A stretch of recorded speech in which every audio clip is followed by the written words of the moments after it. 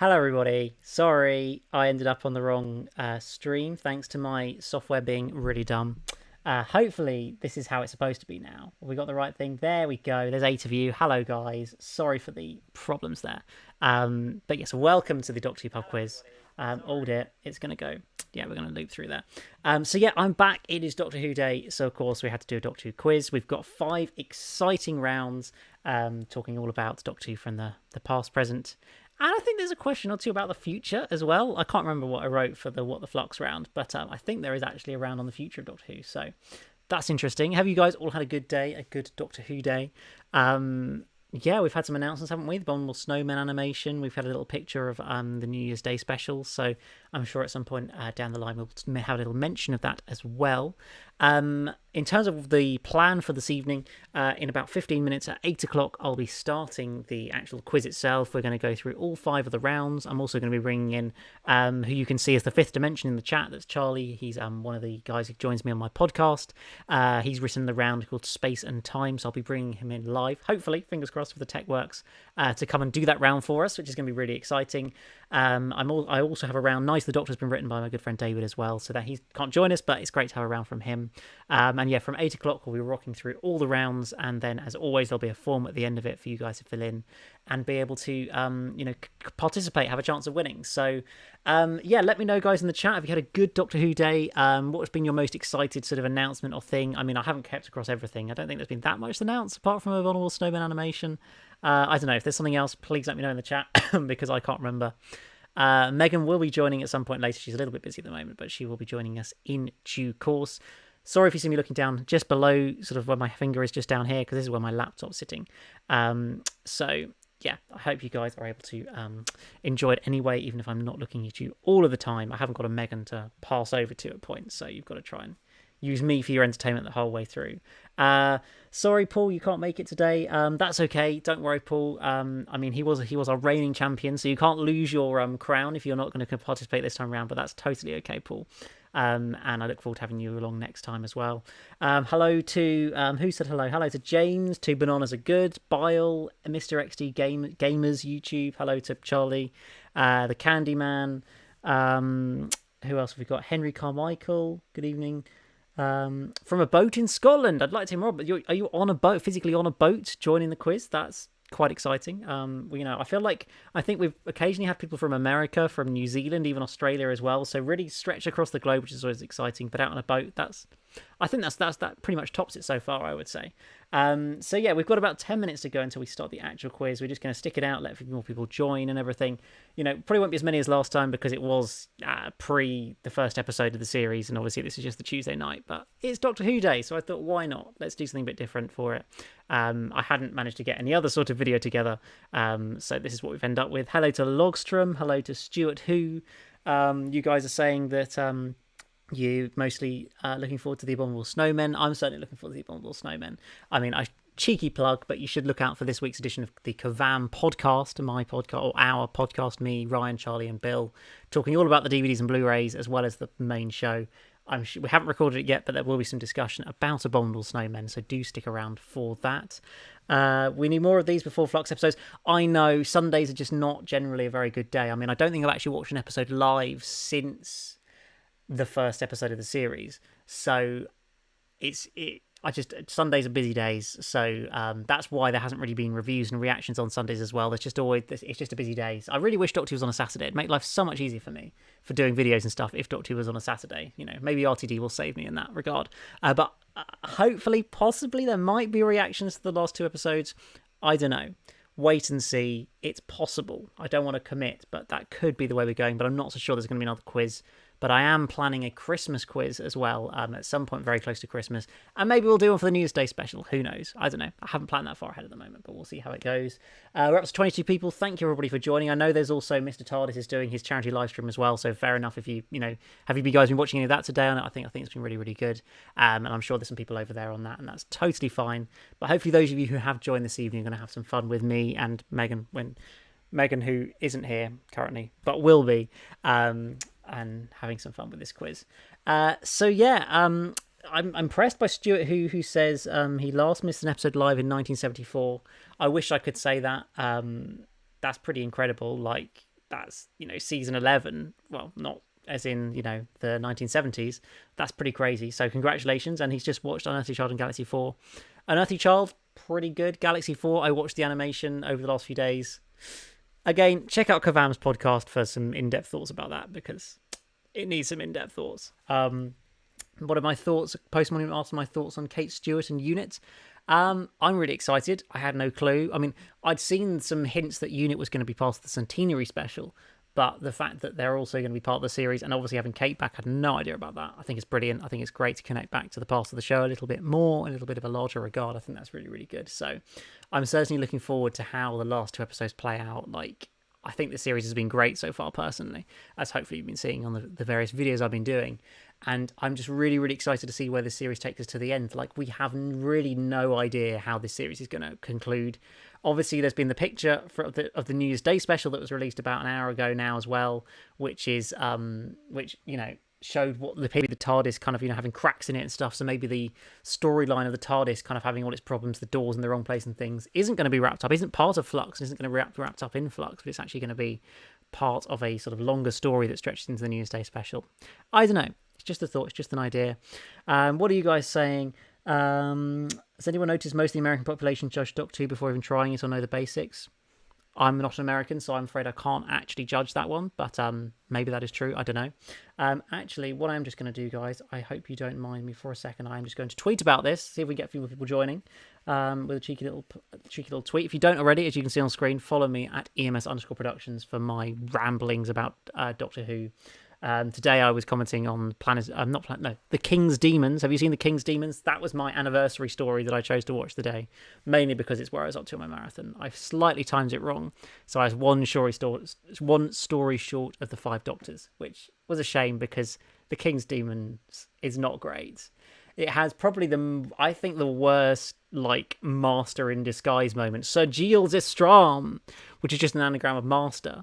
And he looks like the master with a ginger wig, and then reveals himself to be the master in a dramatic moment at the end of the first episode. Spoiler alert, guys. Spoilers, sorry. I've just spoiled that story for you, but I would not recommend. But if you want ramblings about things like that and all things Doctor Who, plus video updates, please follow me at EMS_Productions. I am just quickly going to tweet about this. So just talk amongst yourselves for a moment. Hang on.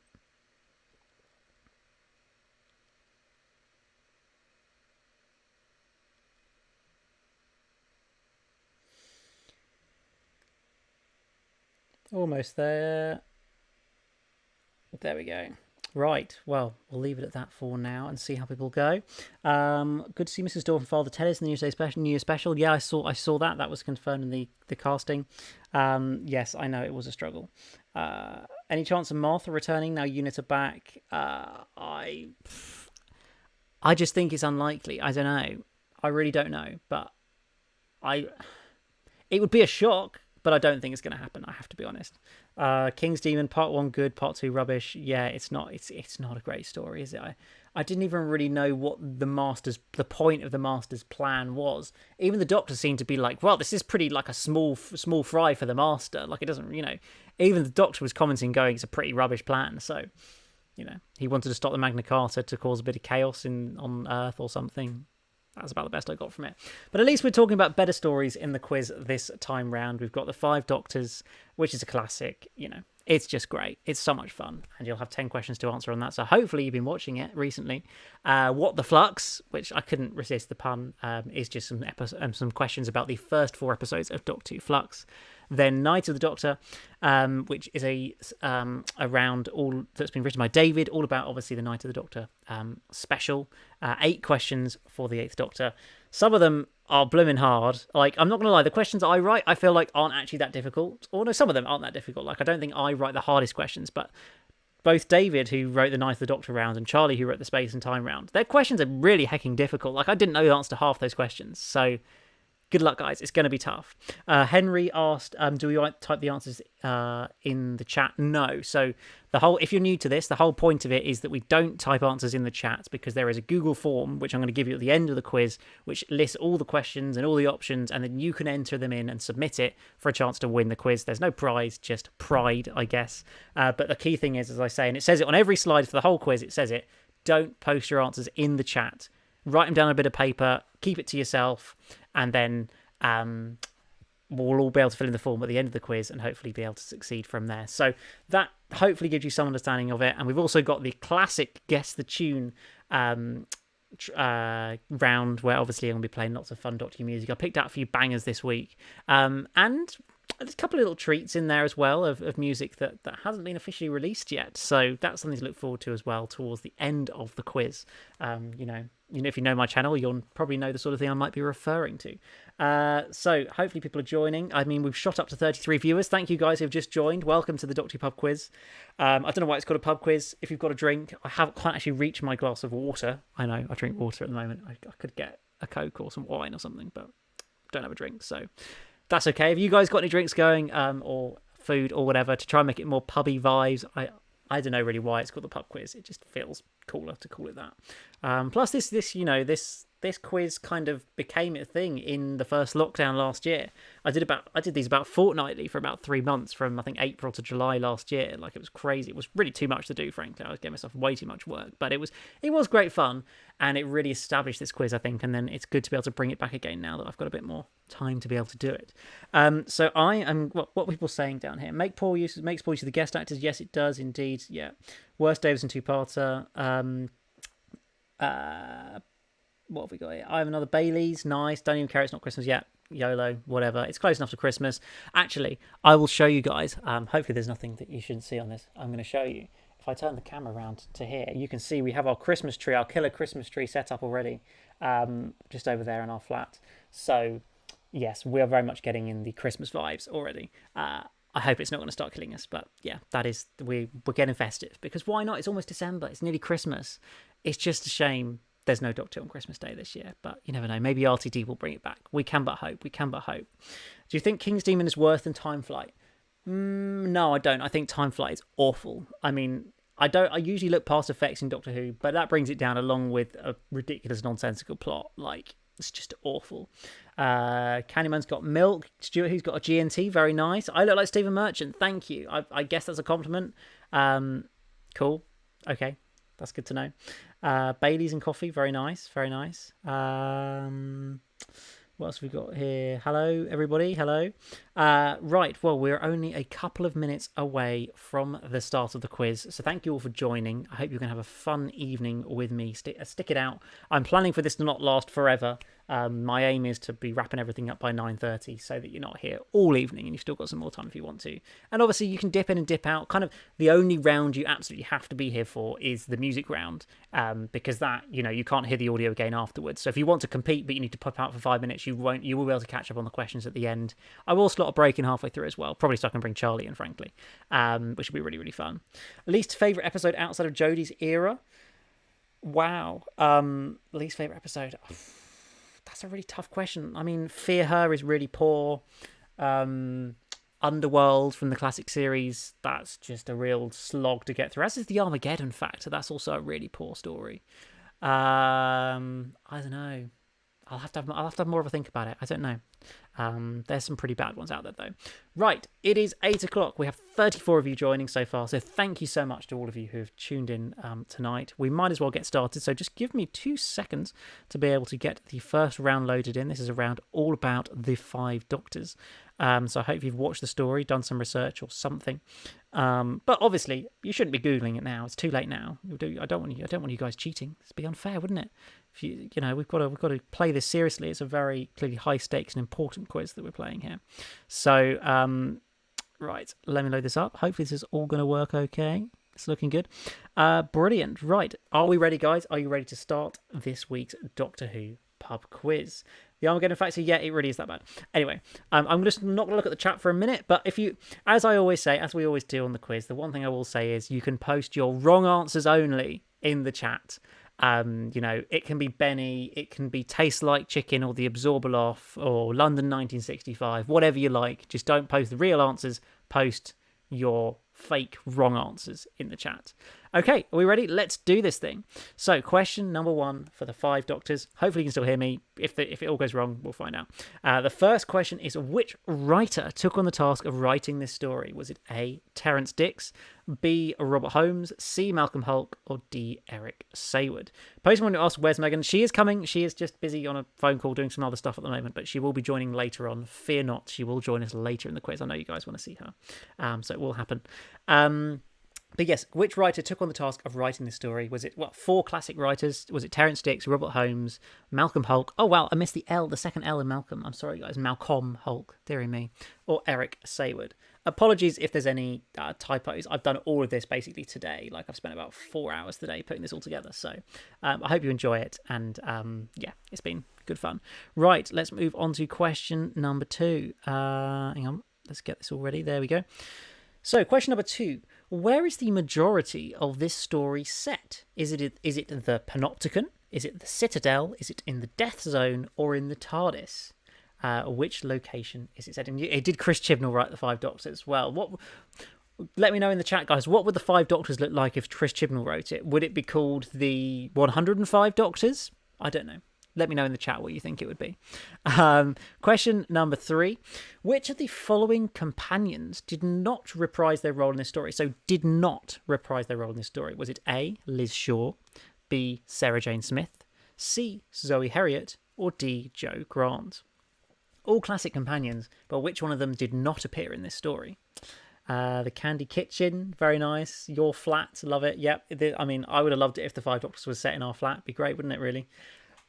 London 1965, indeed, yes. The Timeless Doctors, yes, very good, James. That's what it would be. He would have called it the Timeless Doctors. You're right. Right. The question number 4 is: which iconic line of dialogue from Classic Who is spoken in this story? Is it A, London 1965? Is it B, Chap with the Wings, 5 rounds rapid? Is it C, no, not the Mind Probe? Or D, you may be a doctor, but I'm the Doctor? Who knows which one it could be?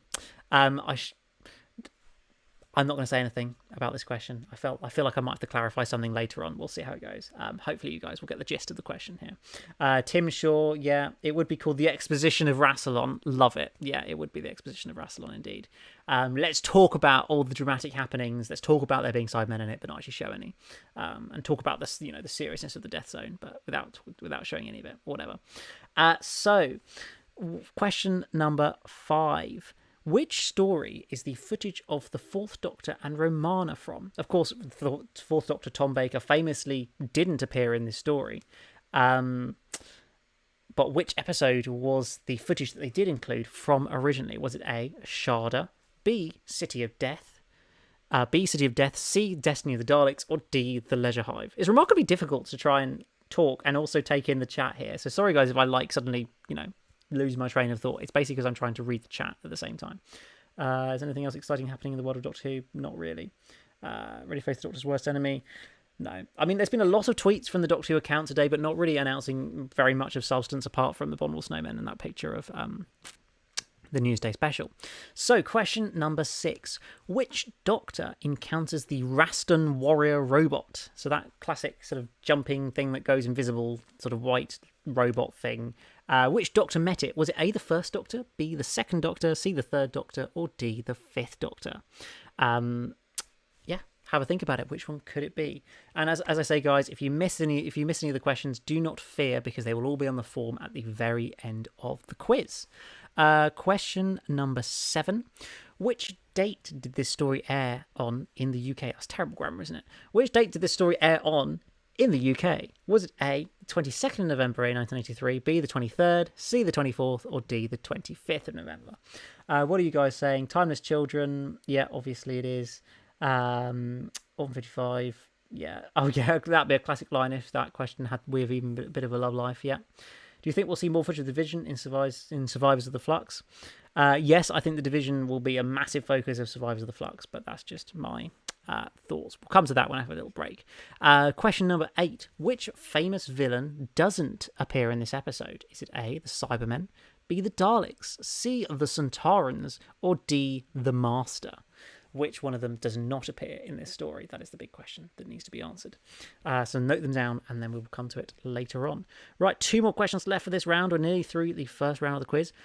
Question number 9. Footage from which other story appears within this episode? Is it A, Genesis of the Daleks, B, The War Games, C, The Three Doctors, or D, The Daleks' Invasion of Earth? So which of these stories has some footage that's slotted into the 5 Doctors? Pretty simple. Which one is it? That is question number 9. And then the final question for the first round is, what was the total UK viewing figures? I love a viewing figures question for this episode. Was it A, 7.1, B, 7.3, C, 7.5, or D, 7.7 million viewers? Which of these was the total viewing figures in the UK? That's according to Wikipedia. But don't go and look on Wikipedia because that would be cheating. Main theories for the Vanquishers. The Ruth Doctor's going to turn up. Some other character that's sort of known to us is going to turn up. There's going to be a lot of explanation over the next 2 episodes about the Doctor's past. Yeah, I agree. Charlie the Master might well show up as well. I don't really know how Flux is going to end. Like, I don't see where the satisfying conclusion is going to come from that really makes logical sense. But, you know, I don't know. We're just going to have to wait and see, aren't we? We're ultimately just going to have to wait and see. But speaking of, well, the final 2 episodes of Doctor Who Flux, our next round is all about Doctor Who Flux. So I might as well load the questions in to the magical question machine, and then we can have a little look at round 2 before we might take a little break after that. I don't know. We'll see. We're going to bosh through some of these rounds tonight because I don't want this quiz to go on all night long. Is this overnights or 20 years of iPlayer? Well, the 5 Doctors sadly isn't on iPlayer. I do wonder what it would be like if, you know, there was a catch-up service in 1983. I don't know, do you guys ever think about this? Like, maybe, you know, however many 7-point-something million people saw the 5 Doctors on the night, but how many people actually have watched the 5 Doctors in the world in total? Like, it's probably like 100 million or something. Like, it's ridiculous if you think about it, how many times that episode must have been watched, especially when it's such an iconic one. It's probably had so many different airings on American TV and in Australia and all places like that. I think it's fascinating. Old Woman in Once Upon a Time is the Rani. Could be the Rani. The character called Orsok. I don't know who she's going to be, really. I think she's definitely going to be very relevant, though. But there we go. We'll have to see. Yes. Right. Right, let's move on to the What the Flux round. I couldn't resist a cheeky little pun, so I don't know. We'll see if this is hard or not. I don't know. We'll find out. Let's go with it. Question number 1 for round 2, What the Flux. So, who is the first main character we see after the titles in the Halloween Apocalypse? So you get the pre-title sequence, then you get the titles, then who's the first character we see after that, basically? Is it A, Dan Lewis, B, the Doctor, C, Williamson, or D, Carvanista? Have a think. See if you can you remember back those 4 heady weeks, 3.5 weeks that we've had since Halloween Apocalypse aired. And the last time I was doing this quiz, of course, as well, which was quite fun, wasn't it? What's the point in taking part of the quiz if you're going to look up the answers, lol? Well, you know, I guess if you want to, go for it. But, I mean, I'm not sure it'd be as fun if you look them up, but there we go. It's okay. What if Orsok is Rassilon or Barusa? I mean, I don't know quite how it would all fit together, but who knows? Maybe. I don't know. We'll see. Right. Question number 2. What is the original name of the character who becomes Azure? So obviously we see her in her sort of human form, which seemingly was a punishment for the stuff that Storm and Azure did in the very distant past that we saw in Once Upon a Time. But what was her character when she became a human actually called? I don't know if it's named on screen. Can't remember it. But there is an official name. Is it A, Ashley, B, Anna, C, Amy, or D, Aaliyah? Which one could it be? Which one could be linked to Azure? I don't know. Well, I do know, but I'm not going to tell you. You've got to think about it. I don't think I would have known the answer to this question if I hadn't looked it up, though. So maybe this is a difficult question. And speaking of character names, what is Dan's mum's name? We did meet her in War of the Centaurans, but what is her name? Is it Eileen? Is it Marjorie? Is it Tracy? Or is it Ruth? Or is it Benny? Could be that as well. I don't know. Or Clarence, as people are saying. Vilma, the Absorbaloff. Yes, indeed. Interesting answers there, potential answers. That's good fun. Right. Shall we move on to question number 4? Let's do it.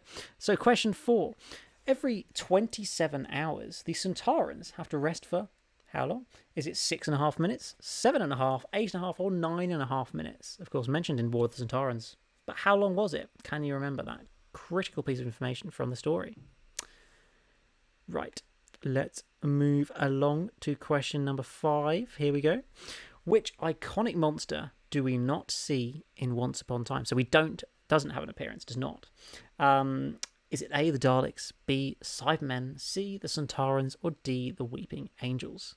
Have a think. Which one did we not see just, 10 days ago? Not very long ago now. It's very, very recently, wasn't it?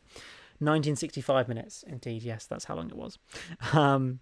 Right, question number 6. How many stories has the Fugitive Doctor now appeared in? So with all her appearances, all in including this series, how many different stories have we seen the Fugitive Doctor? Was it A, 2, B, 3, C, 4, or D, 5? Have a little think about the different appearances of the Ruth Doctor, the Fugitive Doctor. They've officially called her the Fugitive Doctor now. I kind of like the Ruth Doctor, but I guess Fugitive Doctor kind of makes more sense. I think the BBC kind of marketing team were like hedging their bets last series and just waiting to see what the fans would pick up on. And I guess Fugitive Doctor must have been the most common kind of name, and so they just decided to name her that because obviously in last series she was just called the Doctor, not the Fugitive Doctor, which is quite interesting. Question 7. From the episode 2 days ago, so hopefully you guys can remember it, is what year do Yaz and Dan get sent back to in Village of the Angels? Was it A, 1911, B, 1905, C, 1903, or D, 1901? And just a reminder, in case I can't really see if anybody's doing it, but just in case you are, please do not post your answers in the chat for this quiz. We put our answers in the form at the end of the quiz. Just, so we can all have fun with it together at the end. So if you're new here or whatever, just remember, don't post your answers in the chat. Leave them for the form at the very end of the quiz. Question number 8 is what previous story featured a mid-credits sequence? Obviously, we saw a mid-credits sequence in Village of the Angels. Got to get my thoughts straight. But which previous story featured a scene that sort of, interrupted the credit sequence? Was it A, Death in Heaven, B, Face the Raven, C, The Timeless Children, or D, Spyfall? Have a little think. Which one could it be? Do two-parters count as one story? 2 stories are one for every individual part they're in. So two-parters are counted separately in most things that I do in that question about Ruth Doctor. If that's the one you're referring to or whatever, then it's separate episodes. So like, Essentially the Cybermen, Timeless Children are 2 separate episodes. Spyfall's just a confusing one, but then the Ruth Doctor wasn't in Spyfall, so it's not a problem there. Right, let's go to question number 9. What was the last on-screen appearance of the Ood? Of course, future question, because we know the Ood are going to appear in the next episode of Doctor Who. So what was the last on-screen appearance of the Ood in Doctor Who? Was it A, the Doctor's wife, B, Face the Raven, C, Hellbent, or D, Revolution of the Daleks? I'm looking forward to the Ood. Are you guys looking forward to seeing an Ood again? I mean, it looks like the Ood is like some sort of a helper for Orsoc, because it looks like the background appeared to be the same as that mysterious character we saw at the end of Once Upon a Time. So maybe it's like a helper or, a servant of Orsoc and whatever she is. Or I don't know. Just a theory, just an idea there. Then the final question for this round, we're boshing through them. There should have been a cover of Skyfall called Spyfall. I agree. Why didn't they get in, I don't know, Jodie to sing Skyfall, but call it Spyfall? I feel like they missed a great marketing opportunity there. Russell would have done it. I'm sure Russell would have done it, but Chibbers decided against that moment, I guess. Then question 10, the final question, is according to the official Doctor Who website, don't go and Google it, but according to the official Doctor Who website, what story number is Doctor Who Flux? So all the stories on their listing have a number, and Doctor Who Flux is just a singular number because they're counting it all as one story. So what story number is it? Is it story 295, 296, 297, or 298? Have a little think about that, or try and do the maths, but I would give up, because once you get to Sharda, does it count or does it not? Does Trial of a Time Lord count as one story or 4? How do they count 2-parters? How do they count 3-parters? Like, trying to number Doctor Who episodes is an absolute disaster and a nightmare. I don't know how the heck they managed to get Planet of Dead to be episode 200 or story 200. And I guess in theory, well, it's one of those options, so we're quite near to supposedly story number 300. But if you actually try and think about it, it just doesn't really make any sense, does it? Like, it's completely crazy. Bradley could have sung it. I mean, that would have been interesting to have. Oh yeah, get Bradley Walsh in as Graham to sing it. That would have been entertaining, wouldn't it? If we'd had Bradley Walsh singing Spyfall or Skyfall, but call it Spyfall. That would have been good fun. I think. Yeah, that definitely would have been. Well, let's. That's the end of the second round of the quiz. I'm going to just give you guys a little break for 5 or 10 minutes or whatever. So we'll go back to this little holding screen for a minute. Ask me some questions. We'll go on to the next round in 5 minutes or so. Just to give you guys a little break, and also to make sure we don't rush through the quiz too quickly, because I want to be on here for a little bit longer. James, you've clearly got a system, you've got a strategy of how to work out whether it's story 295, 9, 296, 297, 298. I don't know what that strategy would be. I wouldn't have no clue, but there we go. Don't make me do the old spy shoe shuffle. Love it. Yeah, indeed. Right, yeah, send me some questions, guys, or whatever. My thoughts for the rest of the series. I don't know what's going to happen fundamentally, but I'm really enjoying Doctor Who Flux. I was having a good discussion with Megan this morning. We were, as you do on the way into uni, talking about Doctor Who, because that's just what we do now. And it was interesting because she was talking about how Doctor Who just simply isn't very easy for a casual audience to get into at the moment. And I think it's fair enough to say that's true. It's not the same as in the Russell T Davies era, where it was much easier to get into, kind of closer to the drama, as what Megan was saying, as opposed to the more, I guess, sci-fi heavy stuff we get now, which we got a bit of in the Moffat era, certainly towards the end of Capaldi's era, and then clearly we've gone very heavily into in Doctor Who Flux. And I was thinking, like, as a fan, I prefer all this stuff. I am interested in the Division. I'm interested in the Timeless Child. I'm interested in the Doctor's backstory and all that stuff. I know the general audience probably aren't, but I'm interested in it. And so, as much as this probably isn't good for the show, and well, it's fine because we've got Russell coming in, and it's all going to be fine. He's going to save the day. No dramas. Chris hasn't exactly built the show up, but it doesn't matter because Russell's coming back and he's going to save us all. So I feel like I can kind of just enjoy what they're doing with Doctor Who at the moment and what Chris is doing with it, because I fundamentally am enjoying this. I enjoyed Series 12. Sure, 11 wasn't great, but I enjoyed 12. And I think this is really, really good. And as a fan, I'm just enjoying it, even if the viewing figures aren't brilliant. I know they're not, and the casual audience are struggling to engage. I'm sorry, I know, but I think this is a cracking series of Doctor Who so far. I'm hoping that it continues to be as strong as we've had so far. Does Utopia, Sound of Drums, Lost Time count as a 3-parter? I have no idea. Don't have a look on the Doctor Who website. I haven't looked at the Doctor Who website, so I don't actually know. Would I count them as one story? I would it's so difficult. I would probably count them as Utopia as a separate story to Sound of Drums and The Lost of the Tunnels. Yes, I know the story perfectly leads into it, but I just think there's enough separate story in Utopia, I think, to count it as its own thing. I don't know. It's so heckin' confusing, isn't it, really? Oh yeah, Stones of Blood was the 100th story. That's true. I mean, up to that point, it was kind of all right to do it because there was very much just stories. There wasn't any confusing things like Shada messing up the order and Trial of a Time Lord being debatable as to how many it was, which confused things as well. The official Doctor Who website considers Trial one story, Flux one story, and the Series 3 finale one story. That's intriguing. Thank you, Charlie, for letting me know. Shada doesn't count. Well, see, I think Shada should count. I know it never got aired, but it was a proper episode of Doctor Who that was kind of made and, planned and was going to happen. But I don't know. Do I think round one was easier for me? Yeah, I mean, I feel like if you've seen the Five Doctors, then the Five Doctors round was probably a little bit easier, but I don't know. Do you think Chris will write again in the RTD era? I don't know.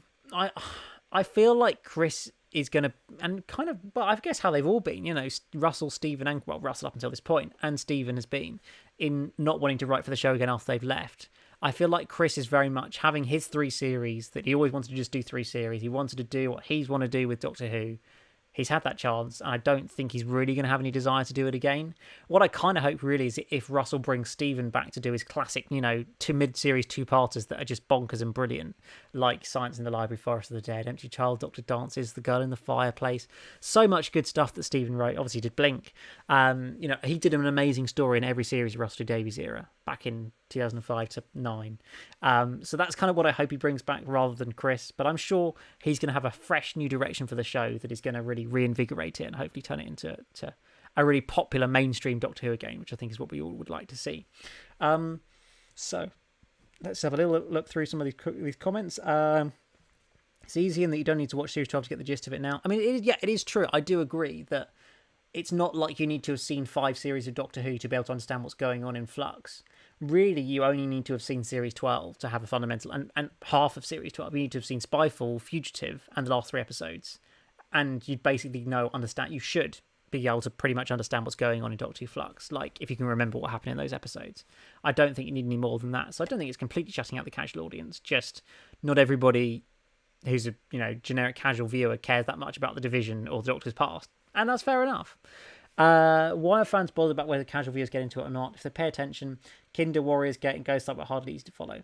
Indeed, Kinder, Warriors Gate. If you guys can explain the plot of Warriors Gate in the chat, I will give you some form of prize. I've watched it and I really enjoyed it, but I could not recount the plot to you. There was an idea in there, but it was hecking complicated to get to it. And yeah, I don't think that fundamentally this series is that complicated if you really drill down into it. What's your least favourite Tom Baker season? Is it season 17? I was thinking about this, and I think it's season 15. I love Invasion of Time, but there isn't really much else in season 15 that I like. Horror of Fang Rock's okay, but Image of the Fendal I'm really not fussed about. Same with Invisible Enemy. Sunmakers is alright, I guess. And Underworld, as I've said, is pretty awful. So there's not a lot of great stuff in there. But then there's also not that much in season 17. I don't know. I don't really dislike that much any of Tom's seasons, but maybe 17 is the worst. It's a close run thing. They should bring back Rob Shearman and Paul Cornell. Indeed, I wish Rob Shearman would come back. He only ever wrote one story, which was Dalek, back in 2005. I can't believe they never brought him back. It's such a shame. And Paul's also done some really good stuff with the Human Nature story, which, among others, which was really, really great. Sharda has more iterations than basically every other episode. Indeed, there's about 15 versions of Sharda. Check out our Kavam podcast, cheeky little plug. We did a podcast all about the different versions of Sharda. Go back and look, it's in our playlist on YouTube, the Kavam playlist. You can find the Sharda podcast we did a couple of months ago, which was great fun discussing the many, many different versions of Sharda. Jim says, I feel like the Grand Serpent is a character we all know but isn't going to be revealed yet. That's intriguing. I feel like definitely the Grand Serpent is going to be a serious character down the line. Like Craig Parkinson, he clearly loves the fact he's in Doctor Who, because he's on Twitter every day just quote tweeting, doing little teasers about, there's lots more to come from the Grand Serpent. He's lapping it up and loving it, and it's great to see. I mean, I loved him in Line of Duty, and I think he's great as an actor. And I do just agree and think that he's going to be a big part of the rest of the series. Whether he's actually someone else, I don't know. Who says everything will be answered by chapter 6? Well, that's the question. I don't know. Maybe that'll drag through to the all the way through to Centenary special. I guess it's entirely possible, isn't it? Chibs might leave it on a bit of a cliffhanger. Oh, look, somebody has come to join. I'm just answering questions right now, which is what you usually do for me. Sorry. But it's okay. Look, Megan is here. There she is. There she is. She has come. Are you coming to join, or? Okay, Megan's going to brush her hair. She's got to look your best for the quiz. Is that what it is? Oh dear. I mean, we haven't been outside for ages, but it's okay. Well, we'll hold on for a second before the next round, so Megan's here for it. What's the next round? Well, it's Night of the Doctor. Do you remember that one? It's the 8-minute short episode with the 8th Doctor in it, when he regenerates into the War Doctor. Do you remember that? Oh, she doesn't remember it. Well, that's a bit sad, isn't it? James says, good evening, Megan. So does Charlie, says hello, Megan. Yeah, what else have we got here? Loving for the Fendal. I don't love it, I'm not going to lie. Sorry, guys. Season 17 is great if you view it as a comedy. I agree. Yeah, comedy, it works. Just take it seriously, not so much. We're up to 44 viewers, the highest of the night. That's great. Clearly they knew Megan was coming. That's why the viewers suddenly shot up. It's like that quote from Captain Jack in Bad Wolf, where he turns up and stands in front of the cameras naked and just says, your viewing figures just went up. Well, no, but the quote, your viewing figures have just gone up, I felt is apt with Megan turning up and the viewing figures going up. So, are you going to come and join? And then you can save me in moments and when I can't speak correctly. Because I realised that trying to do this on your own and trying to read the chat at the same time means you just lose your train of thought sometimes. I'm sorry, I was busy. It's okay, don't worry. I have a social life. Yeah, Megan has a social life. I don't. That's why I'm here doing a quiz on YouTube. Buongiorno. Buongiorno. I'm going to have to move you over. Oh, Jodie's just about in shop, but it's Jodie or Megan. Clearly Megan gets first choice here. Here you go, Megan. Hello, Megan. You and our ironing board are in shop. What a vibe. Great, there we go. Right in the crack. Oh dear, that's unfortunate, isn't it? Do you want me to move over, or do you? Which? They have no choice. You need to sit on a cushion. Sit on a cushion. No, it's okay. I'll just stay in the crack. Oh dear, the cracks in time. Is it a crack in time like from Series 5? I don't know. Maybe. Maybe it is. Right, let's crack on with the next round because I've only done 2 rounds so far.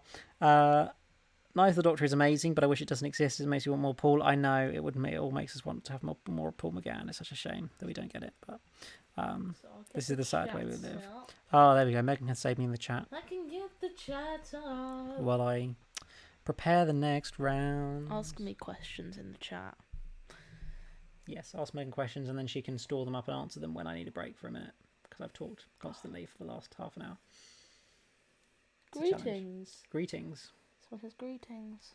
Yes, he does. The swooseth. Swooseth? I don't know. Interesting. Right, are we guys ready for round number 3? This is on Night of the Doctor. It's written by my good friend David. He wrote this round. So I appreciate that. He did it last night at my late request. David. And these questions are hard. Like I think I would have got barely half of them. His rounds are much harder than the ones I write. David So has a vicious. I think side. if anybody feels like they're going to get 100%, this is going to be their downfall. Right. Question number 1. The 8th Doctor's final words are from the Gospel of Luke.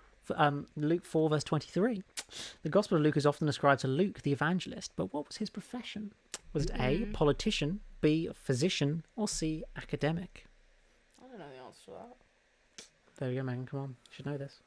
Well, that is question number 1. Have a think. It'll be in the form at the end if you miss it as well. Question number 2. Before he regenerates, the 8th Doctor honours his companions. One of the following statements is false, though. Which is the odd one out? Is it A, this marks the first direct reference to characters and stories created by Big Finish in television? Is it B, the list does not include references to companions from the 8th Doctor's prose adventures?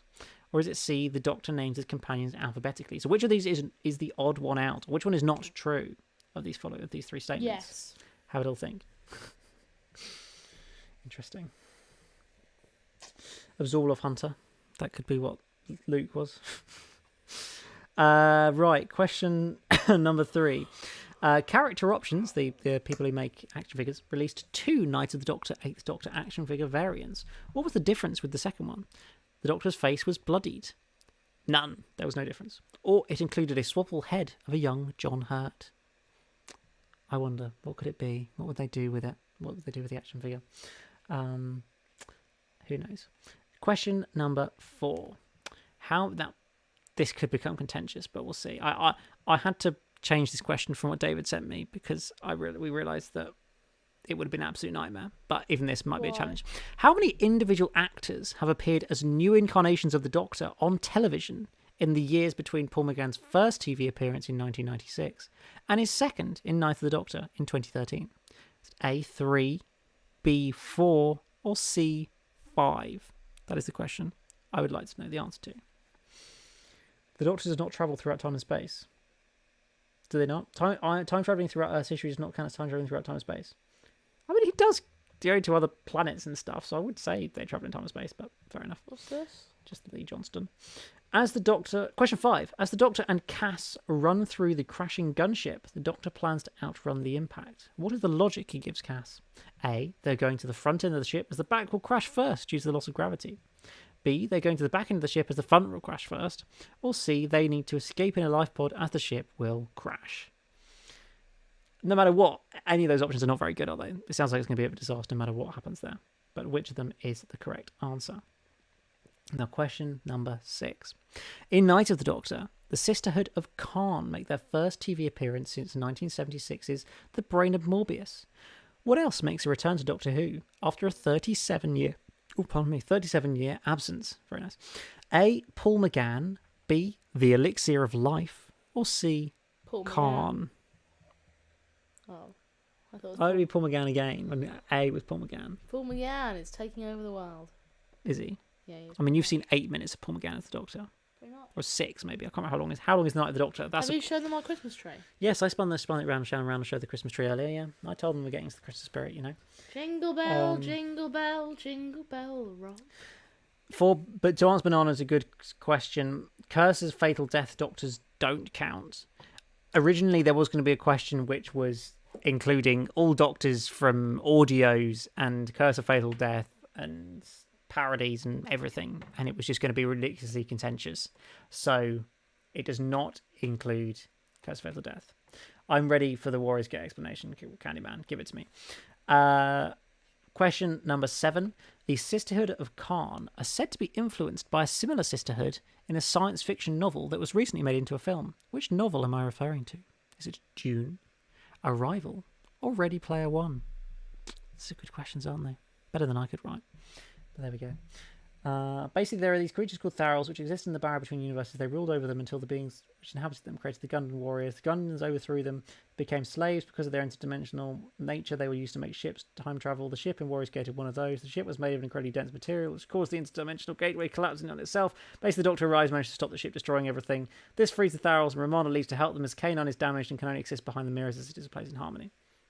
Thank you. That does basically explain it, to be fair. Has Megan not seen the Doctor movie? No, you haven't seen the Doctor movie. Correct. What the frick? We'll have to watch it at some point for Megan Reacts. Is it I'm sure. amazing?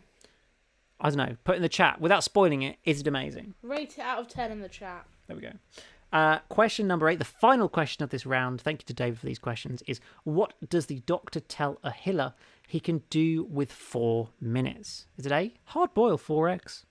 B, make a paper airplane, read the newspaper, fit some upholstery? Wait, what? Or C, watch television, read books, play chess and What knit? can you do with 4 minutes? Hard boil 4 eggs? That's What, option like A. consecutively? I don't know. Consecutively? Does it takes more than a minute to hard boil an egg? Wow, it's the Doctor. Maybe he can do it in 4 minutes. It takes more. It takes Or maybe more he's than doing a them all at the minute same time. to hard. Maybe he's doing them all at the same time. But then you could hard boil 6 eggs in 4 minutes. Well, this is one of the options. I didn't write this question, and this is one of the options. Thank you, David, for the question. Megan's been very David, no, critical. sorry, David. It's not like a personal attack. It's really not. Just, I do like my boiled eggs, and I get quite defensive about them. I mean, would you want a boiled egg that the Doctor made? Would I like to what, sorry? Eat a boiled egg that the Doctor made. Not if he only boiled them for a minute. They'd be very, very runny. Although I do like my dippy eggs and soldiers, Yes. I would prefer them to be a little bit more solid than runny, How do you like your eggs? Let us I'd know in the like chat. them to be, not still have a chicken in them and be cooked, So again, did that question include charity event specials? No, we're not. We're talking about the main show in questions. There's not any that include, charity specials and Curse of Fatal Death and all those other confusing things that make it real complicated. I'm tired. You're tired? Yeah. Oh, well, Megan will have to leave us again soon.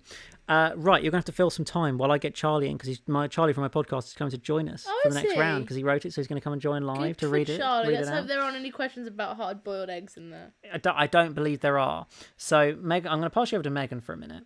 Let's move the camera more towards you, Megan, because you're the focus now. Well, that's certainly what Megan out of her shall look, guys. I'm sorry, okay? I was genuinely thinking about it. Oh, dear.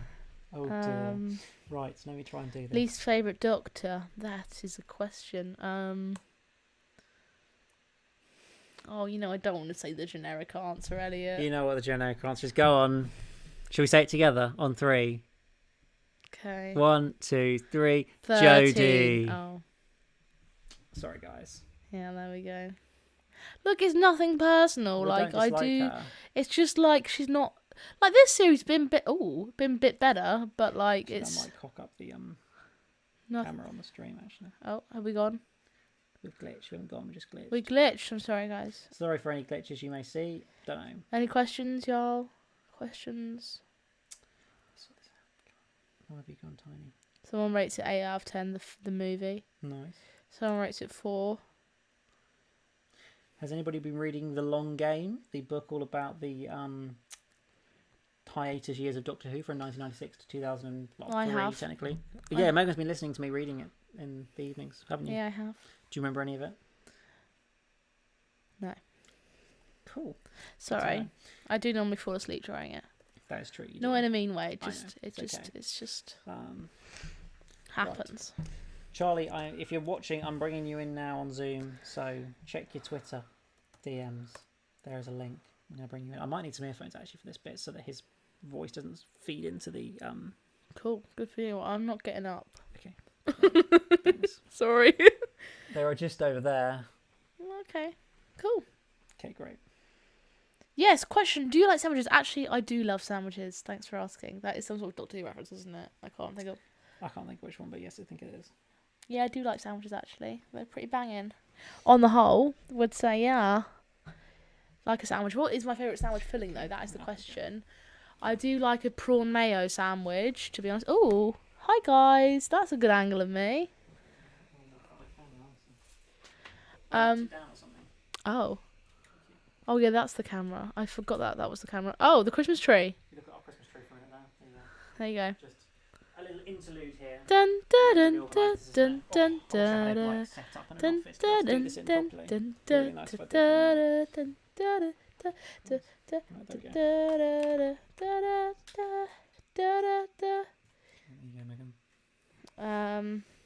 Okay.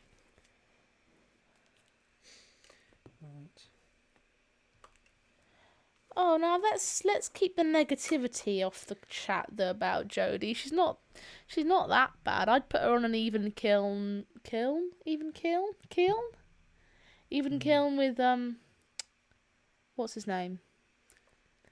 First guy of new Christopher Eccleston. Christopher Eccleston. Oh, yeah, Megan doesn't like Christopher Eccleston, guys. But that's because it was my first experience with Doctor Who, and I never really got. Okay, I wasn't we really. need to watch that series again, don't you we? know. Yeah, exactly. Right. Something personal. Right, you do your bit. I'm talking to Charlie. Hang on. Okay.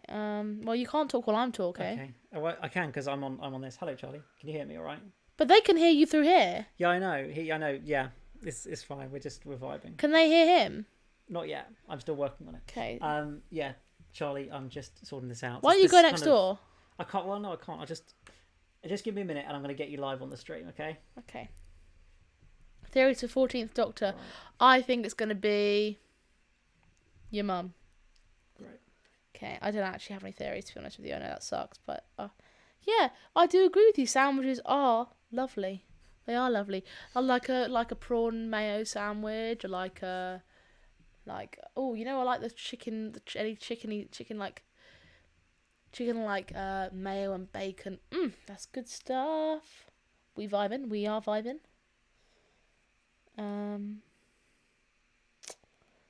Any questions? Any other questions?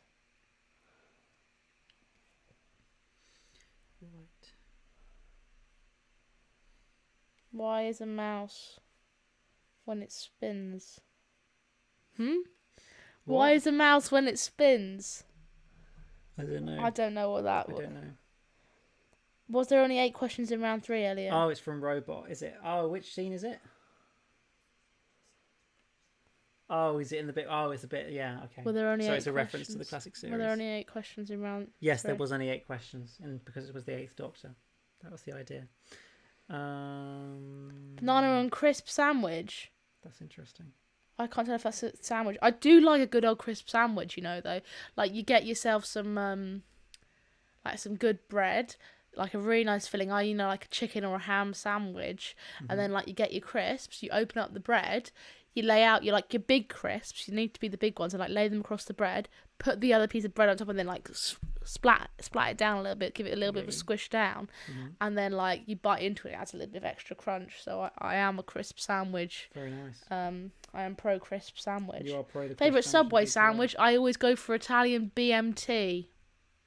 Don't I? Yeah, I think you do actually. Yeah, you're right. No, that's what you do. You do an Italian BMT. No, I do chicken breast on hearty Italian. Oh yeah, no, I do a pizziola, chicken pizziola. Yeah. On like herbs and cheese, Italian herbs and cheese, with like bit of marinara sauce and like obviously cheese and toasted, olives, lettuce, peppers, all the good stuff. It basically tastes like a pizza in a sandwich. It is delish. Really yum. Right, how am I going to get the sound from this? Any other questions? Crunchy peanut butter and ham sandwiches. That is interesting. Personally, I've never tried that one.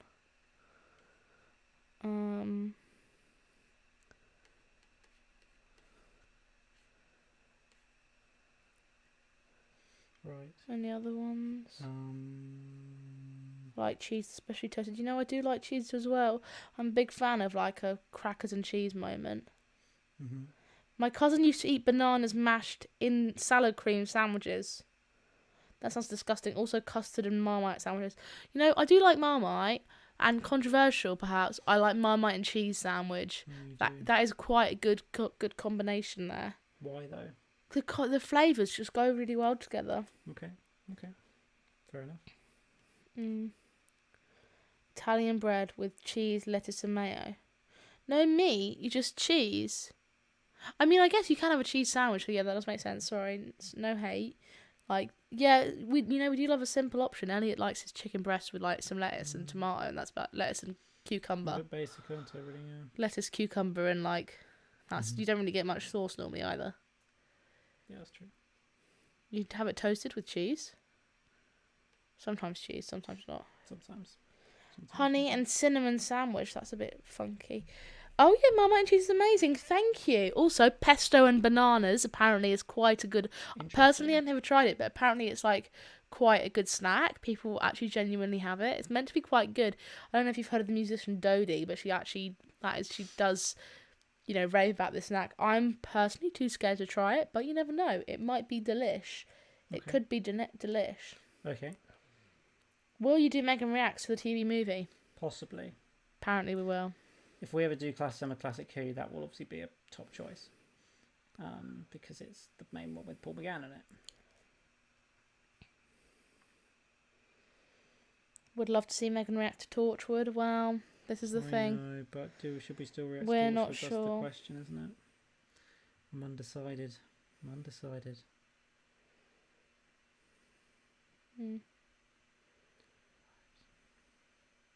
There we go. Who knows? What's my favourite episode? I will forever kind of feel like what's the one I was telling you about? With Donna and the doctor, and like there's the scene at the window. Partners in Crime. Yeah, I feel like that one is quite up there for me. I will always like Rosa and feel like that's probably one of my. I know it sounds really dumb, but we watched it the other day and I just couldn't help myself but cry. I like the deep, impactful historical ones a lot. So I'd say that's pretty much quite up there. And the one with the possessed girl on like the space bus or whatever it is underwater. You know the one I'm talking about? Which one? The one like where they're like underwater and they're on a bus. And, like, the girl gets possessed and they're repeating after him. Midnight. They're not underwater, they're in space. But okay, yes. Yeah. Midnight. And then also... I just had it in my head as well. I can't remember now. I was genuinely just thinking about it. Oh, Unicorn and the Wasp is actually quite good, though. I did enjoy that one as well. Yeah, that's not bad. Yeah. Oh, I had another favourite one. It was in my mind, on the forefront of my mind, but then I forgot it. Mummy on the Orient Express.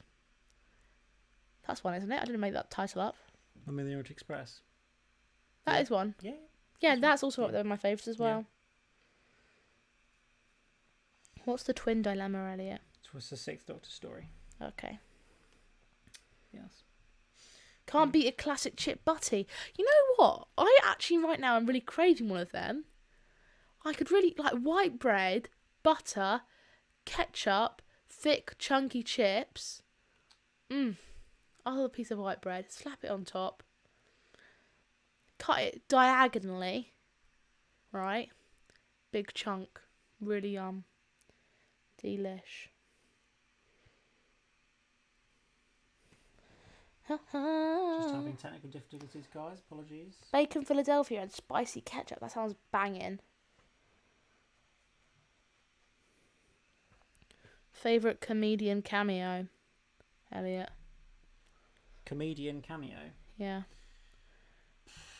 I can't think of any.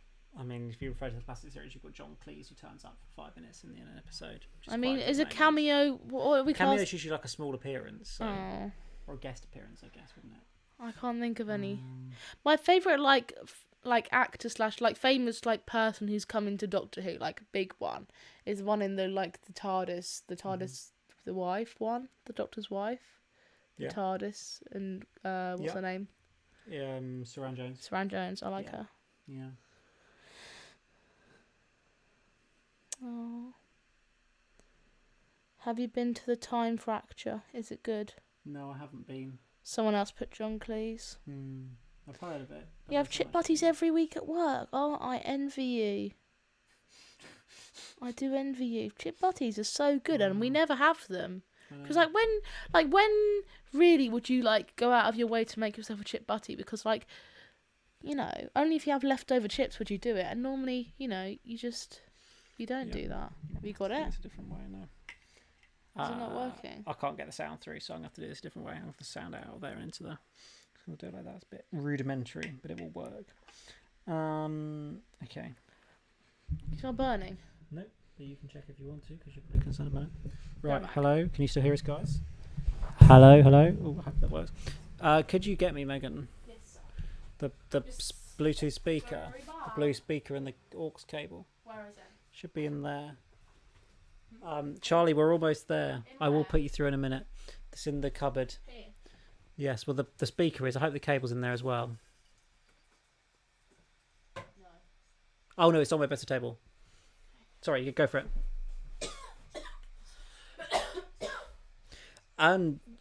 You can do them all if you like. That's fine with me. If you want to just take the reins, and I'll just give my thoughts as we go through. I don't know. We'll see. Yeah, that sounds good. So sorry guys, just give us a moment more. We're almost there. We are almost there, and then we will be rocking. Right, I'm good. Thank you. Okay, right. Let's do this thing. So, Charlie, of course, who is a part of my podcast, Kavan Podcast. Let's stick him out of here. Hold on. Ooh. Right. Charlie, can you speak for me? Hello. Oh, there we go. Right, hang on. Let me put the mic in a better position so that you can be heard and I can be heard. I don't know how we're going to do this, really. This is going to be interesting. Am I going to have to hold a Bluetooth speaker to the microphone? Because unless, guys, you know how to get Zoom audio through OBS, if you know that, then let me know. But if not, then we're just going to have to do it this way. So, hopefully, if I click the transition button... Oh, hang on. Why have you not carried over? That's a bit weird. Interesting. I was expecting you to appear, but you haven't. Oh, there's probably something about screen sharing that isn't working correctly. Why? Oh, there it is. There we are. There we are. You should be in vision, Charlie, and we can hear you as well. So how are you doing? I'm doing good, thanks, Elliot. Thank you. I'm very sorry if I've made some of these questions really difficult. Looking back at them, yeah, they aren't very easy.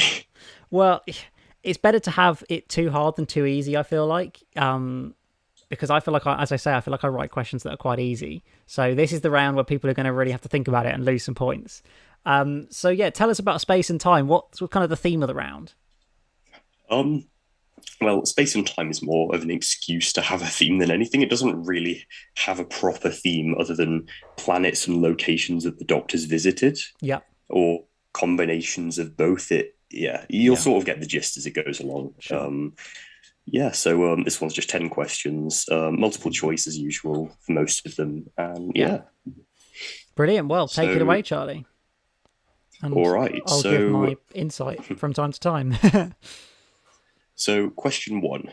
26 planets and 1 moon were relocated to the Medusa Cascade by Davros in the Stolen Earth.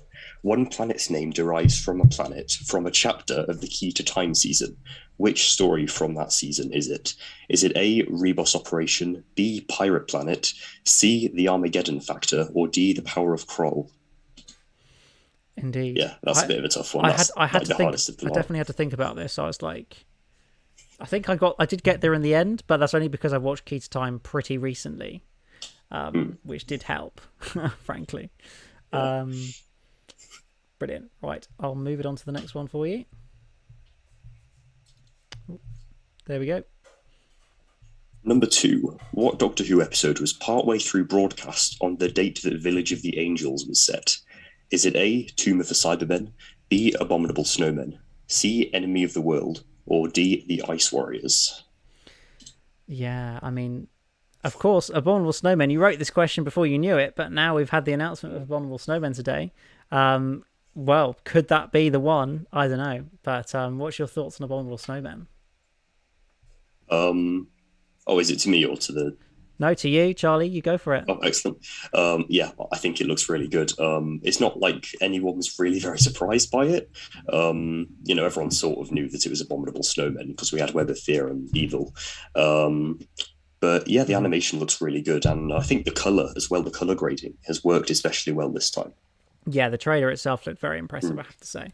The Candy Masters, you looked this up last week. Well, can you remember that detail? Doctor Who was only 1901. Well, there was half the story set in 1901, of course, but not the whole story. A lot of it was set in 90. Well, is it a spoiler to say, or like, is it a hint to say what year the episode was set in, or should people kind of know? I don't know. I'm pretty sure all of these stories were broadcast in the same year. Oh, okay. So it's probably 1967. Very nice. Yeah, 1967. But when in 1967? That's the question. Right, bro. Okay, great. Do you want to go with the third question? Yes, of course. So, number 3, which of the following species' home planet is never named on TV? Is it A, the Dravens, B, the Hath, C, the Zygons, and D, I had to do a bit of a meme answer here, the Absorbaloff? Of course. Well, I don't know what planet the Absorbaloff are from. I've got no clue at all. You can't give the answers away, Megan. Come on. Oh, dear. Well, maybe you guys will find that question a little bit easier. I don't know. It's interesting. Well, no, it's which of these is not named on TV. Oh. Read the question, Megan. You can't give the answers to everybody. It's okay. Megan? By the way... Oh, sorry, go for it. I was just going to say it's on TV, so if this species is named in Big Finish, that doesn't count. Yeah, indeed. I'm having to make those points because I know people will have their say and will be like, no, I remember that from that Big Finish story, and I'll be like, sorry guys, I haven't listened to that Big Finish story to know that. But here we are. Brilliant. Right, do you want to do question 4 for us? Yeah. So number 4, roughly how many years in the past did Scaroth's ship crash, causing him to be splintered across time? Is it A, 90 million, B, 600, C, 400 million, or D, 3 billion? And for some context, Scaroth is from City of Death. Indeed, City of Death. What a story. There's a BFI showing of it, I believe, in a couple of weeks because of the season 17 box set being released, of course, which is all quite exciting. Although I don't think they're doing anything different to City of Death. I don't think there's any CGI or anything, is there? I think it's literally just because it's a good story, so let's show it at the BFI. I think it's the route they're taking there. Brilliant. What have we got in the chat? Or will they be doing the historicals? Well, that's the big question. Are they going to do historicals animations? What do you think, Charlie? I really like Marco Polo. Yeah. Or perhaps even something like The Smugglers, I think, would be quite interesting to see. Yeah. Personally, I am debating whether they will do it or not because they're not going to sell very well, and they have loads of different characters, costumes, locations. Yeah. So maybe with the new 3D animation, obviously, that they use for the Web of Fear. But yeah, I don't know. We will have to see. I would like them to. Yeah, indeed. James says it okay to join the middle. Absolutely okay to join the middle. The only round you need to be here for is the last round with the music round. Everything else you can join in on the form at the end of the quiz, even this round as well if you've missed any of the questions so far. Okay, right, we're on question 5. Take it away, Charlie. 5. How many years from the Doctor's perspective is set between the impossible astronaut and his death in the same episode? Is it A, 129, B, 194, C, 327, or is it D, 1103? Yeah, so... I mean, again, wouldn't have a clue. I only had a clue because you had the word correct next to the right answer. That's the only reason I knew what the answer was. Otherwise, I would have been purely guessing. Oh, we're going to get a feedback loop. Dangerous. Right. I was actually quite impressed with this one, the fact that I knew this off by heart. Most of them I didn't. Very impressive. I'm very impressed there. Wow. Right. Do you want to take us away for number 6? Yeah, of course. So what are the coordinates of Gallifrey from Galactic Zero Center? I can't actually see the screen. Do you have the options up there? Yes. Do you want me to read them out for you? I just thought they could see them because okay, I think to be fair, I'm not going to try and read those out. No, you're right. Yeah. You can see them. I'm going to give you enough time to look over them. See if you can remember them being said during an episode to get an idea of it, I guess. I don't know. Do we think that's what Belle was going to say was the coordinates in the last episode? Do we think she was going to say the coordinates of Gallifrey? That's the question. Because, clearly Belle and Vinda are going to be the Doctor's parents. That's an interesting thought. I know, because they're the only coordinates that anybody would even care about would be the ones of Gallifrey. I mean, yeah. And yet they were cut off. Yes, it might have just been for the dramatic moment of Vinda being sad about it. And to get you to think about it. But yes, but it. Doctor Who fans to go crazy and overthink everything. Yes, indeed. Oh, sorry, I'm blocking your face with this thingy, Megan. I'm so sorry. My face being blocked. I'm sorry. I don't really have a better solution than holding this. So here we are. Just back from the pub, so hopefully that will help me. Well, yeah, indeed. You might need a drink to get through this quiz tonight. I don't know. I wish I Right, question number 7, which has no options. This one, of course. So, what is the name of Gallifrey's second city? Yes, simple as that. So you're going to have to type your answer in the form when we get to it. I'm going to try my best to cover off spelling and things. It'll hopefully be fine. But we'll, if there's any contentious moments around it, then we'll see. But as you said, Charlie, it's hard to come up with a multiple choice that doesn't kind of give it away. So it's fair enough to leave that one, I think. But what is Gallifrey's first city? That's the question. Which one's the first city? If this is the Citadel, I guess. Yeah. Yeah, I suppose so. Yeah. There we go. Question 8, go for it. Which fictional city featured in the Marvel Cinematic Universe was also visited by the 10th Doctor in Big Finish? Is it A, Wakanda, B, Atlantis, C, Asgard, or D, Jotunheim? So I thought I'd shake this up because I'm a huge fan of Marvel as well. So yeah. I believe it is referenced at one point, though, if I'm not mistaken. Oh, is it? Oh, very interesting. Or Atropos, some people say. Shebogenville, very nice, very nice. That's what the Citadel, the second city, could be called. That'd be quite good, I think. Cool, right, do you want to do question 9 for us? Yeah, so which of the following planets did not feature in the 7th Doctor's era? Is it A, Svartos, B, Delta Magna, C, Terra Alpha, or D, Lacertia? Well pronounced. I couldn't remember the pronunciation of that last one. I thought it was Lacatea, but that obviously is wrong. How was it pronounced? Sorry, was it Lacertia? Lacertia. Very nice, very nice. Good old randomly named Doctor Who. I like Doctor Who planets that are easy to pronounce, like Clom. Do you think people who can come up with the names of Doctor Who planets just sit around and go put random syllables together just to make up a planet name? Probably, yeah. Make random sounds like wah, scoob. Fling. There you go. That's Megan's planet. It's going to be called Wascoob Fling. Wascoob Fling Shing Bang. I think that's Chibnall's method for naming the monsters. Okay, yeah, that is true. You've got the Ux, or Battle of Ranskorav Kolos. That's also a good one. Timshaw, Ting. Pating, yeah, that's true. Simshaw. Yes, indeed. Right, the final question of this round, Charlie, for space and time. Do you want to take it away? Yeah. So this one isn't strictly related to where and when the Doctor goes. It's more just to the sort of, I don't know, other kind of a meta question. Mm-hmm. Which year had the highest number of viewers per episode on average? Is it 1979? Is it B, 2008? Is it C, 1965? Or is it D, 2009? Indeed, London 1965. Could that be the answer? Yeah. Or maybe it's one of the other ones. Is that why you put 1965 in? That's the question. Or could it be that the heady days of the Chase and the Space Museum and the likes, was that the peak of Doctor Who? I don't know. Well, I do know, but I can't tell you because that would be giving it all away.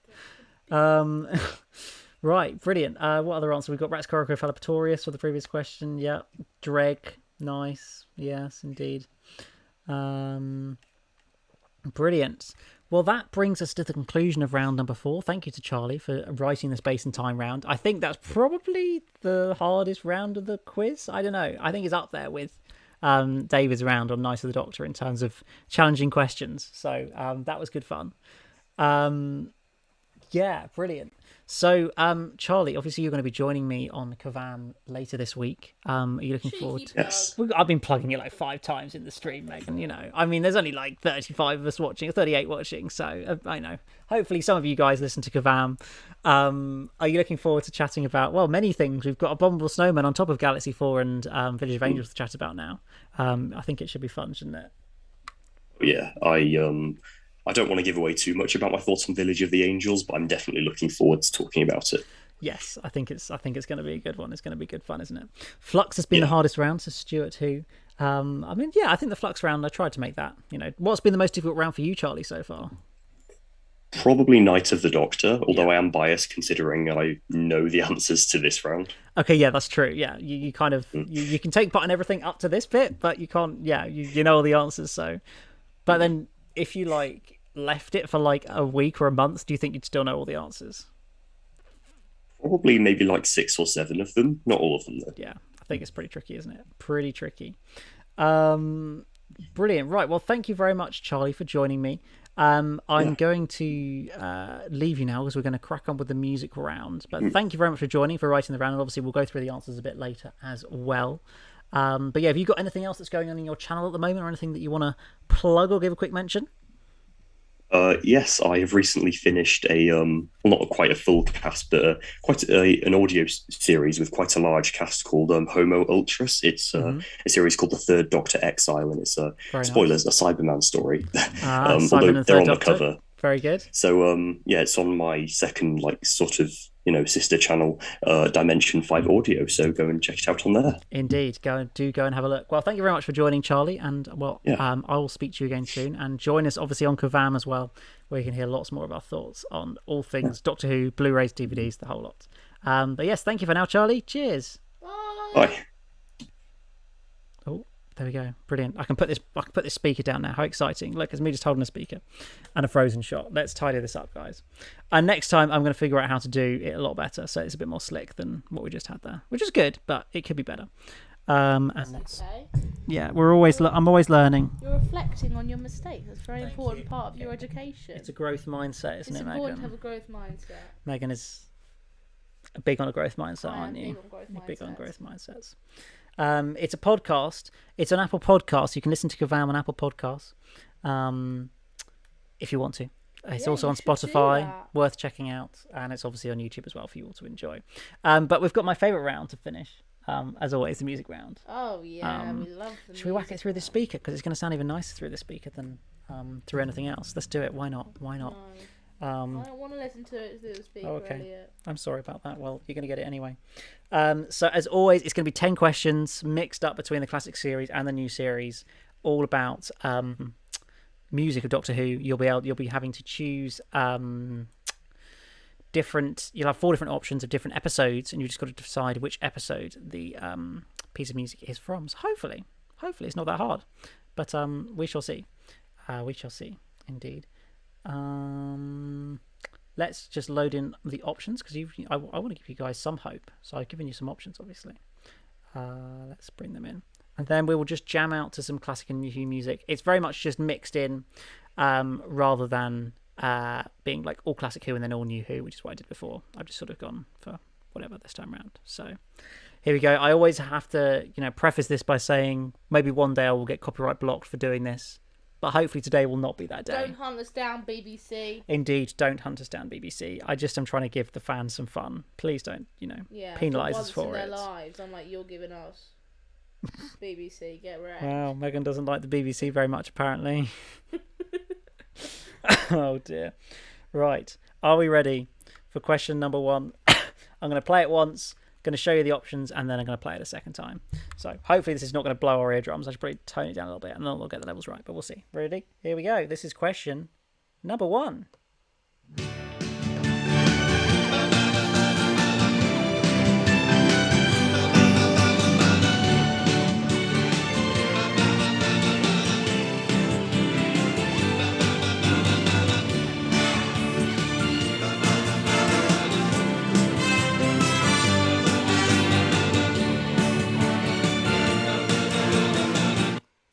Say again. Ba ba ba ba ba ba ba. Yeah. So which episode is this piece of music from? There's your 4 options. Let's have one more listen.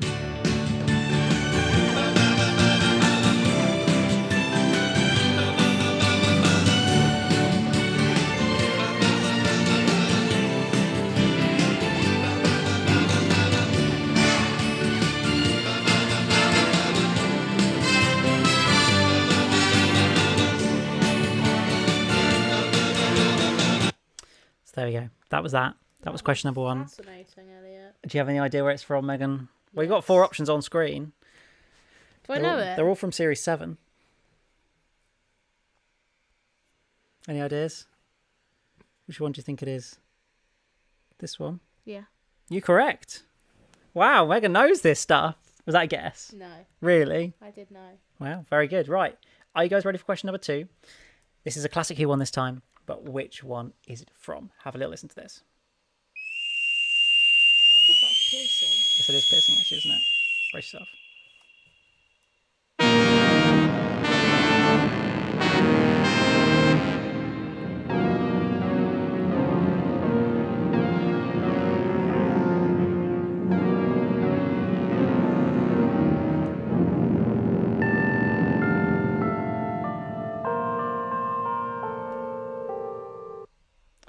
Very ominous, mysterious.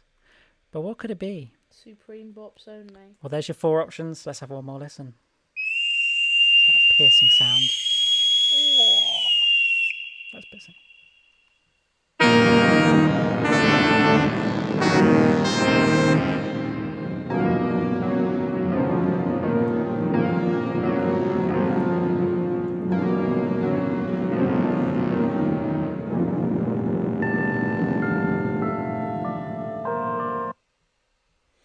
There we go. Which one could it be? Yeah, if you have any correct answers, please don't post them in the chat. As we always play, that's the way we play this fun game. So that's question number 2. Let's listen to question number 3 from New Who.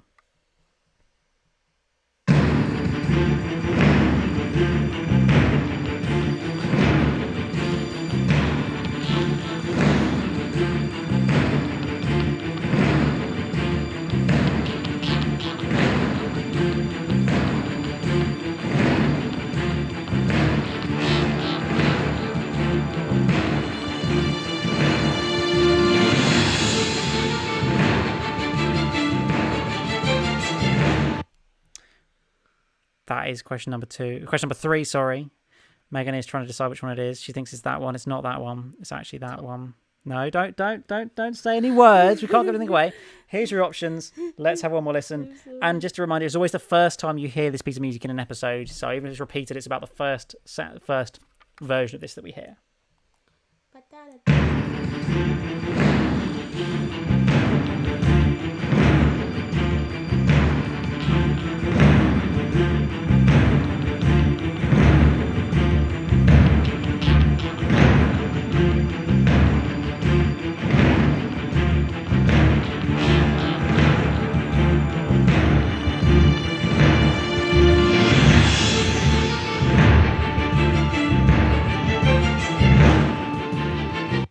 There you go. Well, that was fun. That was 30 seconds of fun. Indeed it was, Megan. I love how you're getting to the spirit of this, the 30 seconds of fun. Right, let's keep rattling through. Question number 4. Let's have a little listen.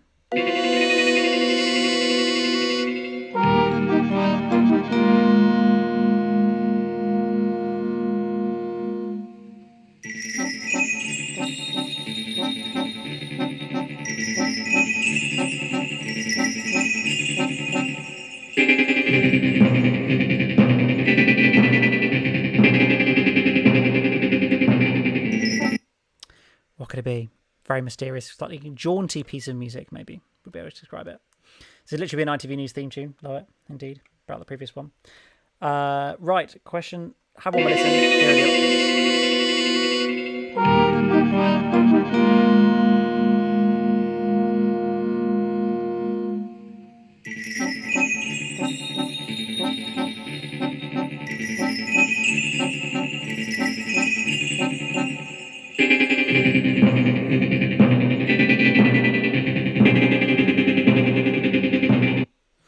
That was question number 4. What could it be? Now, let's have a listen to question 5.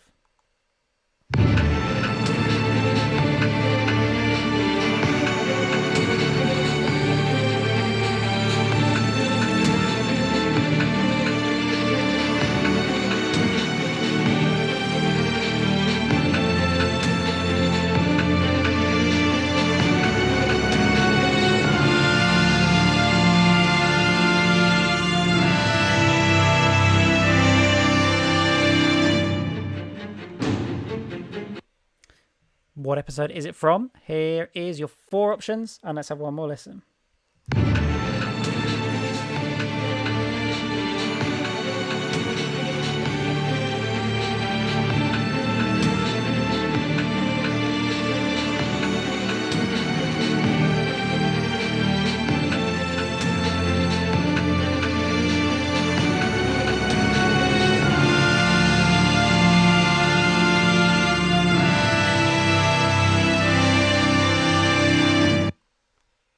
Killed it at the best moment. Sorry, guys, but it had to be done. Interesting. That is question 5. Are we ready for question 6, Megan? Are you ready? So ready. Here we go. Question 6. Here we go.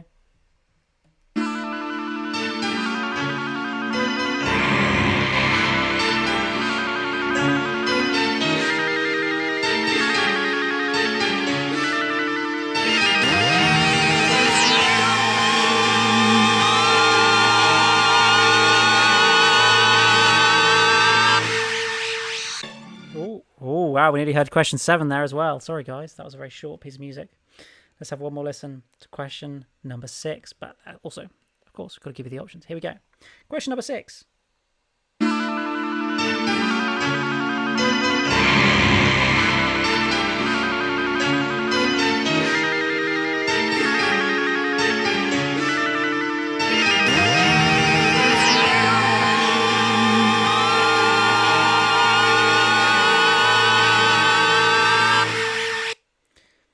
Very dramatic, wasn't it? Indeed, cliffhanger time. Very nice, very nice. Right. So, question 7. Slightly special one. Something that you haven't been able to hear officially yet at all. And well, when you listen to it, you might, if you know music, you'll know why.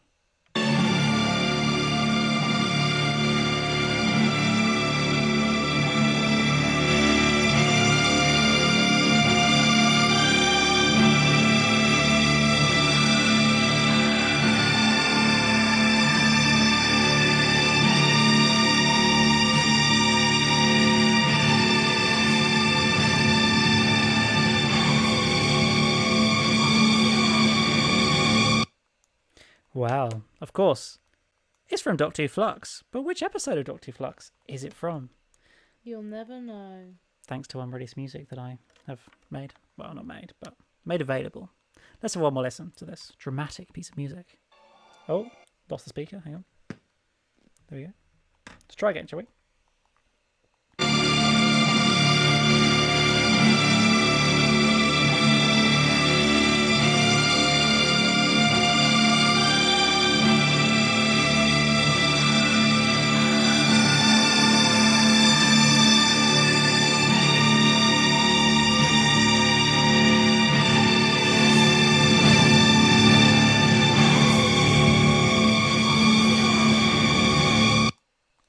So, which episode of Doctor Who Flux is that from? Have a little think.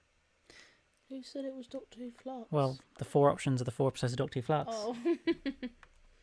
Nice. Yes. Do you know which one it is? Yes. Point. Well done. Thank you. She got it right. She knows it. So hopefully you guys will too. That one left us all confused. Wait, I just pointed at all of them. Oh, did you not? You don't actually know? I just went like, I put 2 fingers on the screen and pointed at all 4, which... Right. Question number 8. We've got 3 more to go. Let's have a listen to question number 8.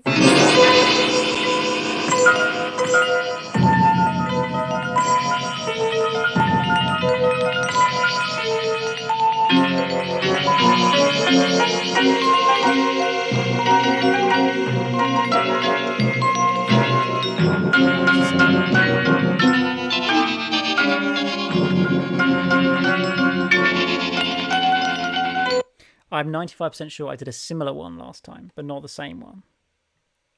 There are the options. I hope I didn't do it. Maybe I repeated it twice. Don't know.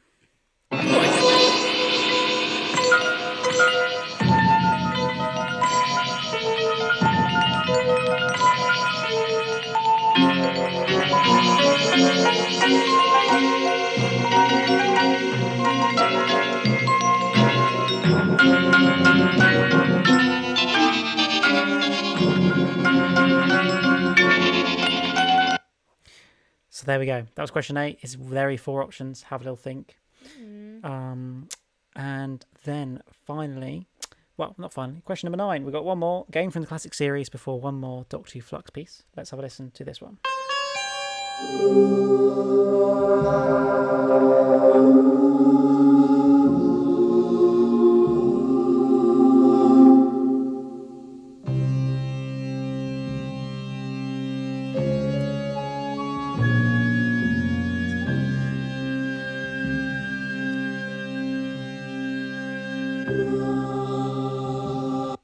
So there you go.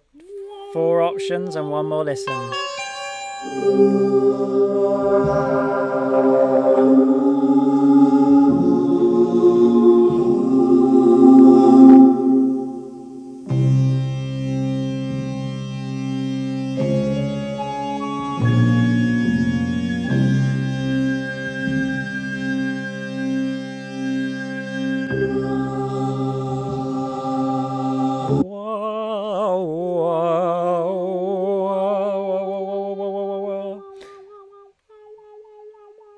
What's the remix? Good job. Right, are you ready for the final piece of music, the final question of tonight's quiz? Have a little listen to this.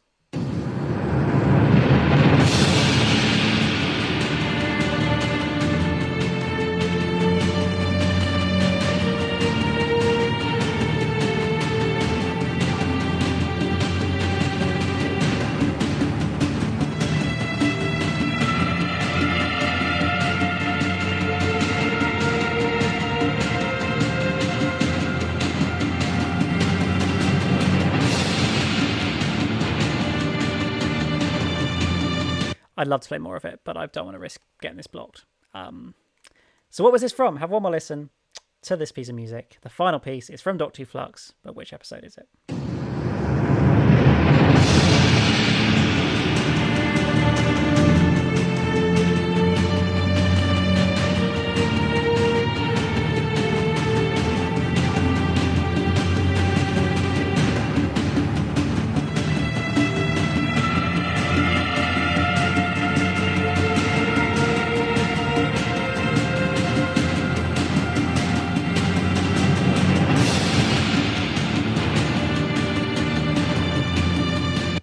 There we go. That is it. Yeah, well, we know all of it. So that was the final question for this edition of the Doctor Who pub quiz. It is that time. It's time for you to do something, guys. It's the time of the day. Indeed it is. It's when time we like to for you say to do some quizzing. form filling. Form Sounds filling. very exciting when I say it like that, doesn't it, Megan? Yeah. Sounds absolutely thrilling. So I am about to drop the Google form that you need to fill in into the chat. Let me just get the link together for you. So please, if we can leave the chat quiet for a moment, just so I can drop it in. Hang on, let me open it. So we can do that. Just hold on a second, guys. Right. Let's have... there we go. That is it. That is it. That is it. That is the form. Go and fill it in. Put your answers in. And we'll find out who's the winner of this edition of the Doctor Who Pub Quiz. Ha-ha. I think Megan would win, obviously. So, I'm not so good with the second stuff. Indeed, the second stuff is challenging. It can be a challenge. Well, click it. Put your answers in to see what happens. You never know, Henry. The sacred link, indeed. I know. Yes, and I will hold on. I'll give you guys, 5 or 10 minutes. Just make sure you get all your responses in. And then we'll see who's the winner of this edition of the quiz. Well, assuming that I've actually managed to do the form successfully. But hopefully, we'll see. Hopefully, fingers crossed. Fingers crossed. Of course, in the meantime, please send us your questions in and everything. It's always great to answer some questions while we wait for you guys to do it. Keep the stream open, and then we'll answer a few questions, do the answers and the results, and then we'll wrap things up for tonight. Just stopped by to see big fans of you guys and have loved watching you show Megan each episode and the utter villainous enjoyment you get from her being mind shocked to her. Yeah, well, Indeed. you're a bit psycho. I'm a psycho because I like seeing Sometimes, you yeah. getting shocked by cliffhangers and things. Squirm. Yeah, I squirm. Sorry. Apologies. Apologies. It was great. And Apparently. I've never been on live television before. I love how this is a meme from like 2013 that you're bringing back. It was great. Parallelly. I've never been on live television before.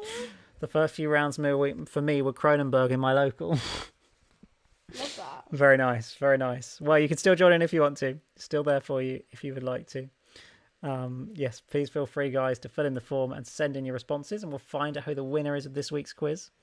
I know it's a pretty long one, so feel free to take your time and work your way through it. There's a lot of answers, a lot of questions to be answered there. Yes, so there is no rush at all. But please do send us your questions if you want, but if you don't feel like doing the form, send us a question or two so we can answer them for you all.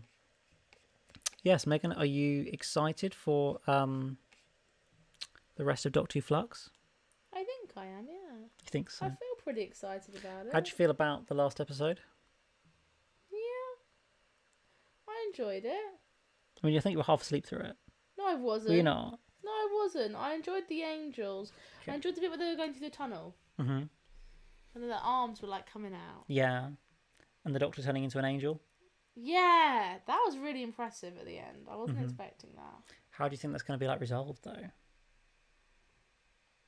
You know what? I don't know if... Because you usually have a theory or an idea, but you know, like your influx idea. I think it'll be resolved pretty I think she'll like get sent to like the division or whatever, and they'll like come up with like a bargain like thing. Okay. They'll like bargain and like come up with like a way of letting her free. I don't know if that's a good shout or a bad shout, but that's my idea. What do you think, Elliot? Well, I don't know. It's like Han Solo in Carbonite in Star Wars. You've never seen it, so it's not a very good reference. But for you guys, you know. If you know, you know. I don't know. It's from Star Wars, sorry. And like he gets locked, he kind of gets frozen in, you know, a stone-like material, and then is kind of just left there for a while, and then is able to escape. Maybe the division are going to recall. Maybe that's just a way to trap her and guarantee that she's recalled to the division. That's what I thought, but. And then they'll release her and do whatever they want with her. I mean, it's notable that they released a load of promo pictures for the next episode today. None of them featuring the Doctor, because they don't want to give away. And the trailer doesn't feature the Doctor in any way as well. There you go. They don't want to give away the Doctor's fate in any way. Obviously, she's not going to die. That is interesting. But, you know, I think it's notable that we haven't seen any of that. Somebody else, I do have a genuine music-related question. What's the name of the music that plays as Heather, Puddle Girl, rises out of the water in The Doctor Falls? Unfortunately, Series 10 soundtrack has never been released, so there is no official name for that piece of music. If you go and look on my channel under my complete soundtracks playlist, there is a video of the Doctor Falls music where you can find within it the unreleased version of that piece of music. But it doesn't have an official name. It's not been officially released. So I'm afraid I can't particularly enlighten you there with anything. So I'm sorry about that. How would you rank the Weeping Angel episodes, Megan? Rank the Weeping Angel episodes for me. What are they again? They are Blink, the Time of Flesh and Stone / the Time of Angels, the one series 5 with Amy and River and the Doctor, and Amy's like trapped in a forest and she can't open her eyes because the Weeping Angel is going to take her over if she opens her eyes. I don't remember that one. Fair enough. And then Amy and Rory's last episode. Angels Take Manhattan. Yes, and then I like the that one we just saw. So the ones I don't remember, obviously at the bottom, because obviously clearly they're not that memorable. I mean, I really like the episode, but then it's also got it's quite arc heavy as well. There's a lot of stuff about the crack in time in it and stuff. I really don't remember it. I mean, it's a while ago we watched it, so I'm sorry. It's okay. We sometimes like I feel like people forget that I have only watched these episodes once. That is very, true. Very long time ago. No, that is true. I do forget that. Sorry. Like you've seen all of Christopher Eccleston once in a week, 3.5 years ago, near enough. Yeah. So it's no wonder your opinion is slightly coloured of. So I'd put the most recent one. Okay. Is Blink number 1? No. I think I like the Angels Take Manhattan one. I remember really liking that one at the time. Okay. That one, then Blink, then last night's one. But they were very close together. I put them like parallel with each other. Yeah. And then the one you can't remember. Yeah. Okay. There you go, guys. That is your ranking. I can't decide the order at all. I think Blink is slightly overrated, personally. I think it's very good. I just think it's slightly overrated. I would... Controversial. I don't know. I really can't decide. They're all just like... Angels Take Manhattan's at the bottom. Oh. For me. I don't know. There's a lot of plot holes in Angels Take Manhattan, though. Just Doesn't a bit. matter. It was fun at the time. Doesn't matter. It's still fun. If it's fun, then does it matter? Indeed, But I guess that it's is when true. Amy Rory left. And that is true, to be fair. Yeah, you're right. You're right. You're right. I know. Oh, we have 7 responses so far. Thank you, guys. I'll leave it a little bit longer just to get some more responses in, how and then we will How's it doing? rattle through the answers and announce the winners. We have a clear winner. Somebody has managed. Well, it's at 48. Nobody's got higher than 41 yet. I mean, 41's flipping amazing, but yeah, we've got no higher than that so far. Interesting. Do I prefer Star Trek or Star Wars? I've never really seen any Star Trek, so I have to say Star Wars. I know I'm a Doctor Who fan, and yet I've never seen any Star Trek. It's kind of strange. Well, I've seen very like a couple of episodes of it. Maybe at one point I will watch it, but then there's just so much of it. It's another one of those where the heck do you start? Like there's millions of it. It's kind of like Doctor Who in that sense, I guess, isn't there? Have we tried fish fingers and custard yet? No, we still haven't tried fish fingers and custard. Why haven't we done that, Elliot? I don't know. We should do a video on it, really, shouldn't we? Where I just eat it and then Trying like random puke it out Doctor because Who it's disgusting. foods. But are there really any Doctor Who foods apart from fish fingers and custard? Like basics, like a banana, celery on the Fifth Doctor's, coat. Like it's nothing that exciting, is it? I mean, no, but still, we should still do like It's true. trying Doctor Who foods video, make the most out of it, Yeah, no, maybe that's true. Maybe we should. Maybe we should indeed. Well, right. I'm just going to give you guys a couple more minutes because I did say it's finished by 9:30 and it's 9:27, so I've kind of messed this up. The timing. We'll be done in 15 minutes. It's fine. I'm going to rattle through the answers to all the questions in a minute, so that you at least know what the answers were, and then we'll do the winners of this week's quiz, and then you can all go to bed because I think Megan would like to go to bed, wouldn't you? I'm feeling a little bit sleepy. Yeah. Sorry, I'm not really present. That's okay. Will you do Megan reacts to the classic multi-Doctor stories, including Dimensions in Time? Now there's a question. Why don't you ask Megan how she feels about this before you say any answers? How do you feel about this, Megan? I don't know. I don't know what you're talking about. I am not going to be making Megan watch all of classic Doctor Who. As we've said before, that's not happening. Yes. It's just not realistic.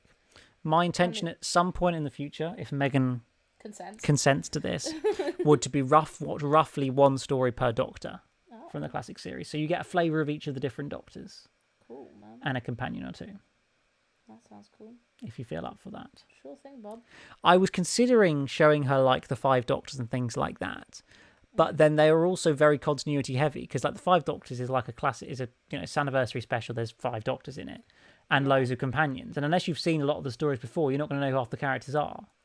Yeah. So it wouldn't actually have the same effect for you that it would for somebody who's watched all the era in that sense. Why would you want me to watch that? So that's why I'm less sure about it. So, Interesting.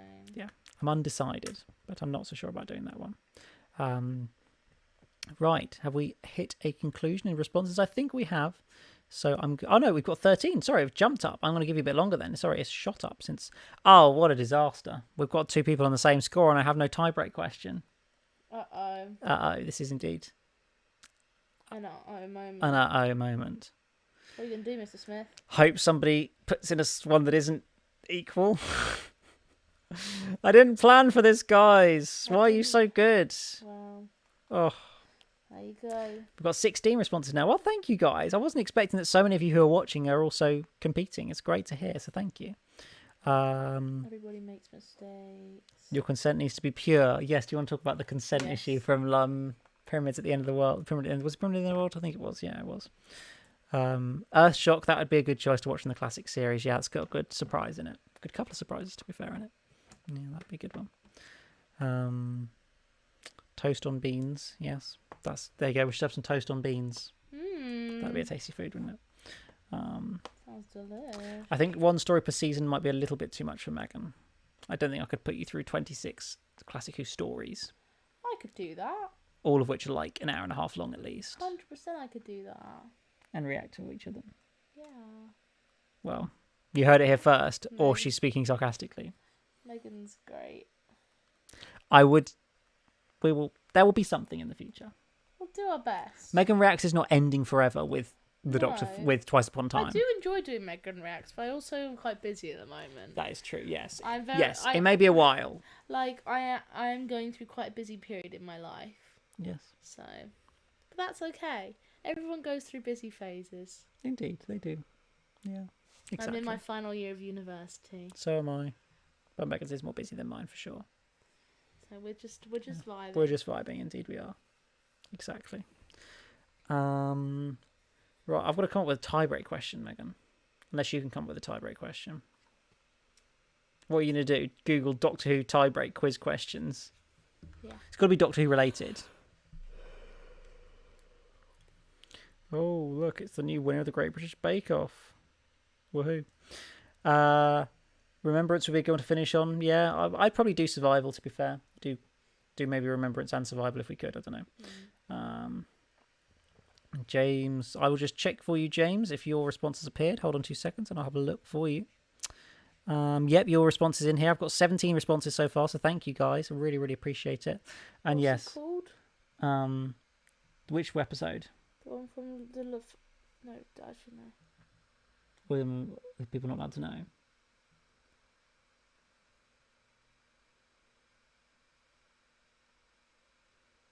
Okay. Yes, that's the episode. What were you trying to do? Excuse me. It's fine. I'll find some things. Okay. Right. 18 responses. Thank you, guys. I know people are still. I hope that nobody's doing it still. I'm going to leave it a little bit longer, and then we will. Who played the Fourth Doctor? That'd be a good tie-break question, wouldn't you? Wouldn't it? Yeah, indeed. We shall see.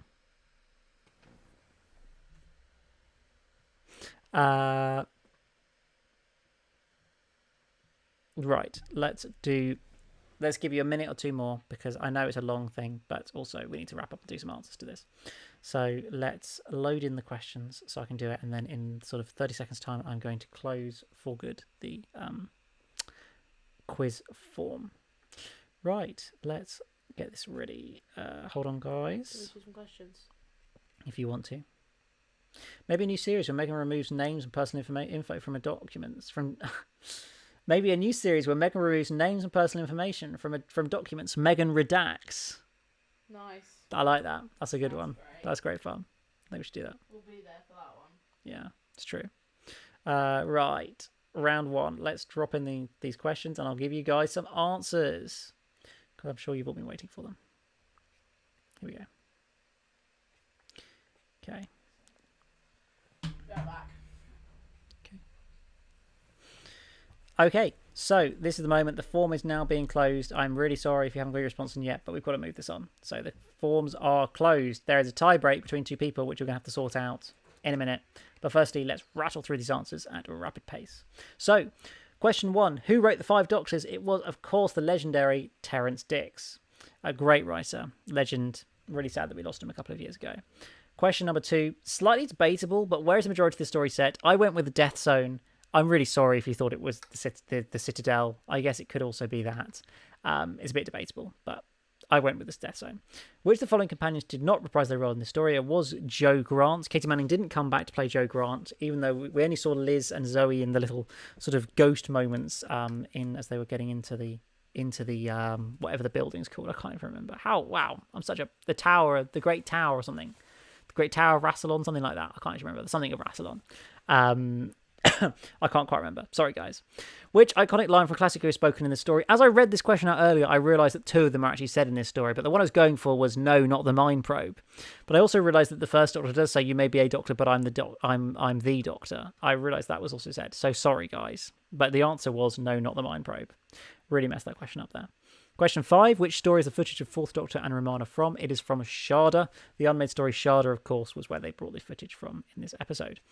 Then the Doctor encountered which Doctor? It's the third Doctor with Sarah Jane who encounters the Raston warrior robot.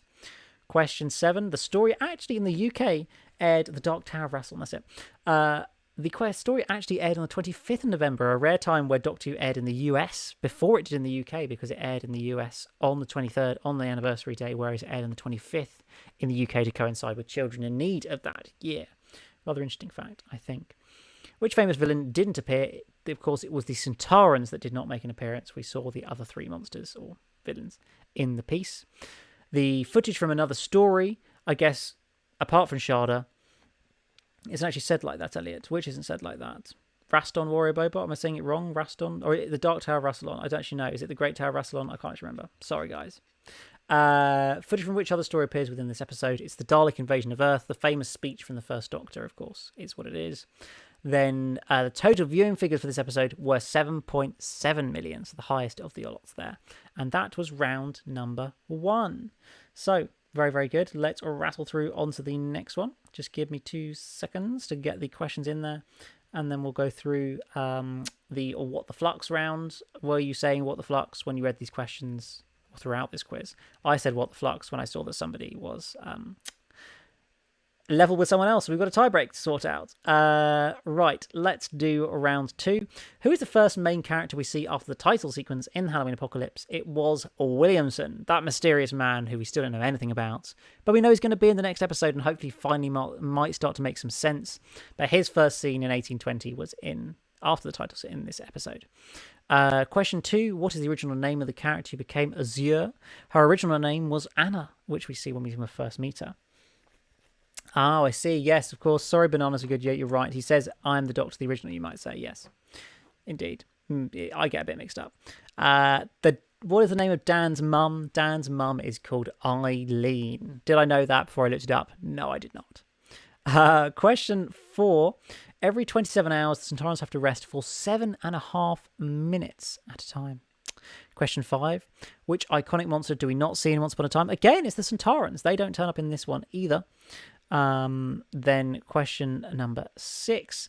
The Fugitive Doctor has appeared, in my opinion at least, in 3 stories: in Fugitive of the Jadoon, in The Timeless Children, and in Once Upon Time. If there's any others, I'm clearly not a very good Doctor Who fan, but there we go. Question number 7.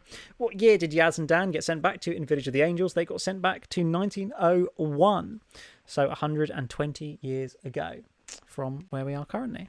Question number 8. Megan has returned. You're good? I sat on the... Oh, you're looking up an episode of Doctor Who, but why? Are you looking... Are you... do something about this bit, or is that too obvious? Maybe. Or you could go... Would you know that? What? Yes. You would? What you could do is the... Well, I can't do it on there. But the accurate one of that. If you see what I mean. That's a bit excessive. Yes, but it's got to be able to have a tie break to it, you know?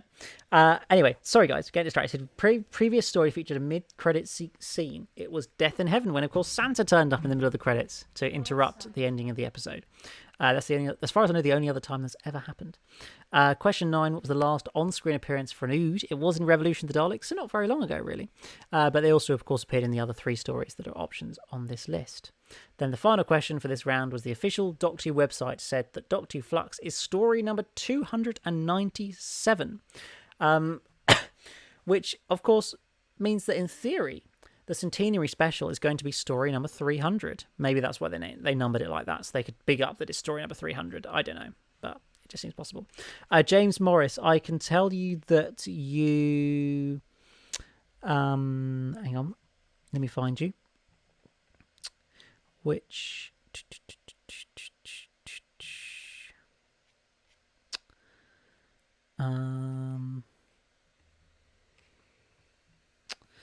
I'm just seeing if you're part of the tie break, because it'd be quite critical if you are to be here for it.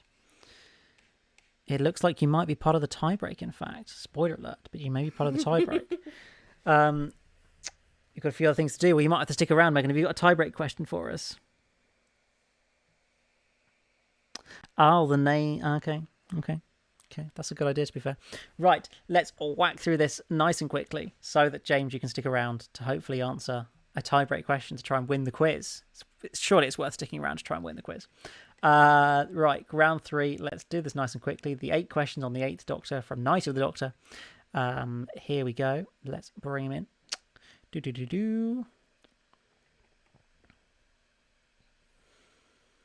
Right. So, question number 1. The 8th Doctor's final words are from the Gospel of Luke 4:23. Luke was a physician, hence why he says, physician, heal thyself in Night of the Doctor. Then, actually, I need to start looking at answers here because I can't remember all the answer to this. Before he regenerates, hang on.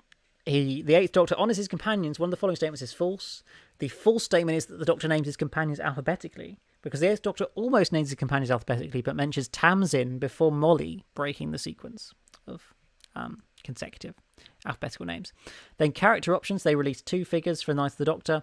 What was the difference in the second one? It was that the Doctor's face was bloodied in that second one. Now, this is probably the most contentious question I've ever done on a quiz. But here we go.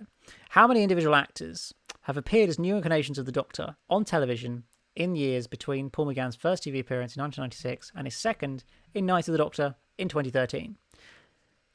The answer is 5. Why? Because you're going to say, well, obviously, it's Christopher Eccleston, David Tennant, Matt Smith, and John Hurt. That's only 4.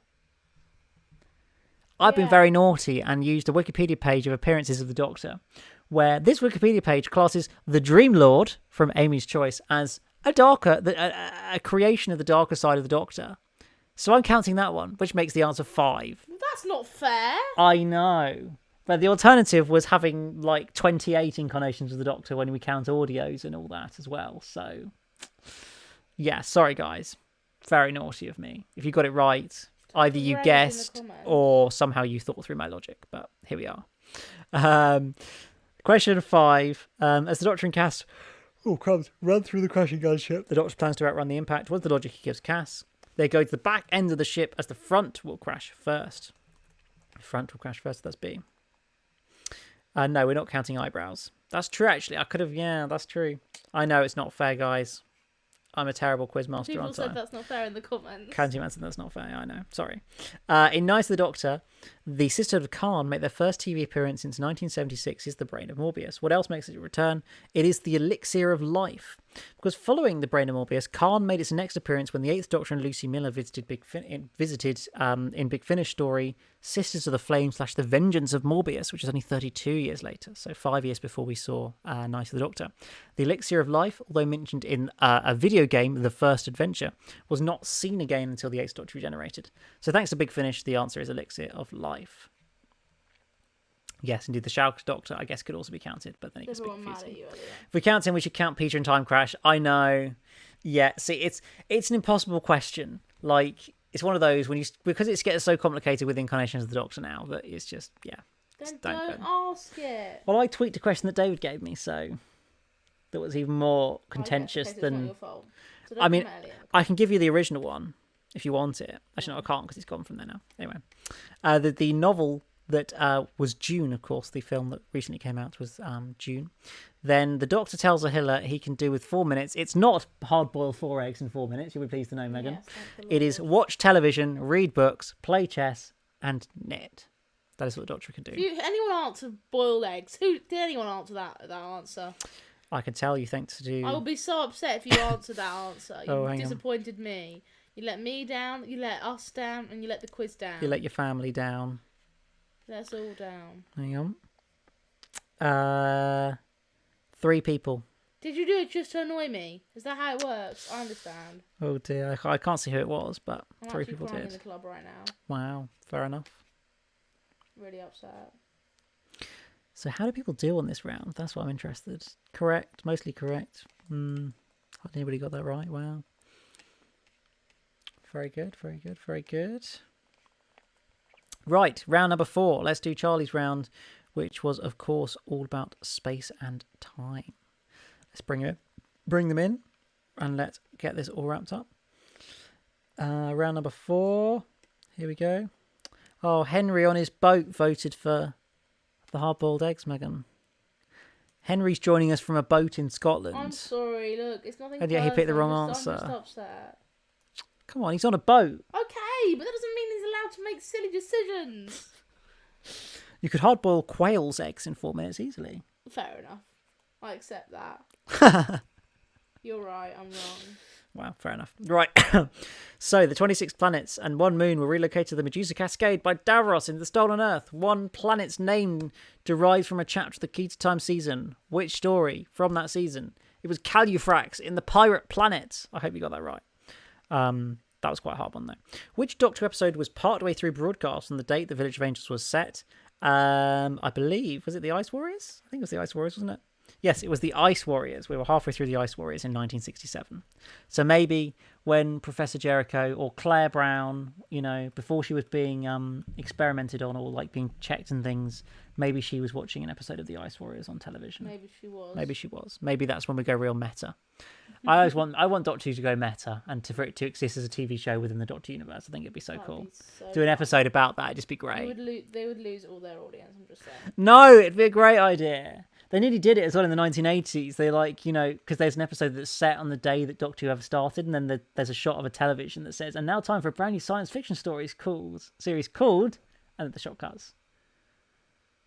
So they very nearly canonise it within the show. Fair enough. I really wish they did. Okay. Which the following species' home planet is never named on TV. It is the Dravins. They never get their planet named. Of course, from Galaxy 4, recently animated. They never get their planet named, although we see them in Galaxy 4 on whatever that planet is. I can't actually remember. Question 4. Roughly how many years in the past did Scarroth's ship crash, causing him to be splintered across time? It was 400 million years. It's quite a long time, really, isn't it? How many years from the Doctor's perspective is set between the Impossible Astronaut and his death in the same episode? The answer is 194 years. So that's how much the Doctor ages from the start of Series 6 to the end, I guess, until he then dies.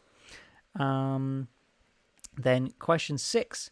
What are the coordinates of Gallifrey from Galactic Zero Center? It is option C, 10, 0, 11, 0, 0 by 02. If you can remember Missy saying it in Death in Heaven, that's when I can most vividly picture the coordinates of Gallifrey being said out loud. Could it be that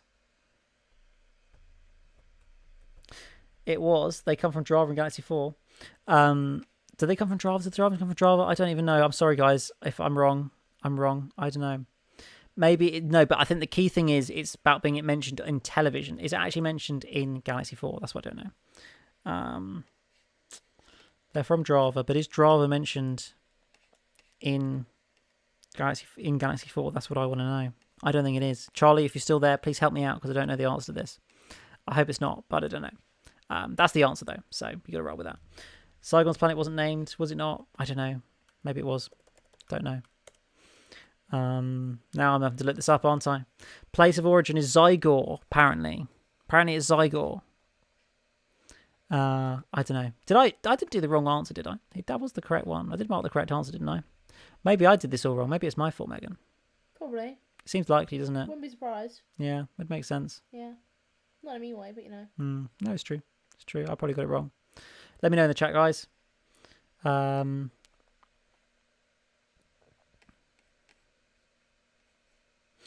Yeah, maybe I got it all wrong.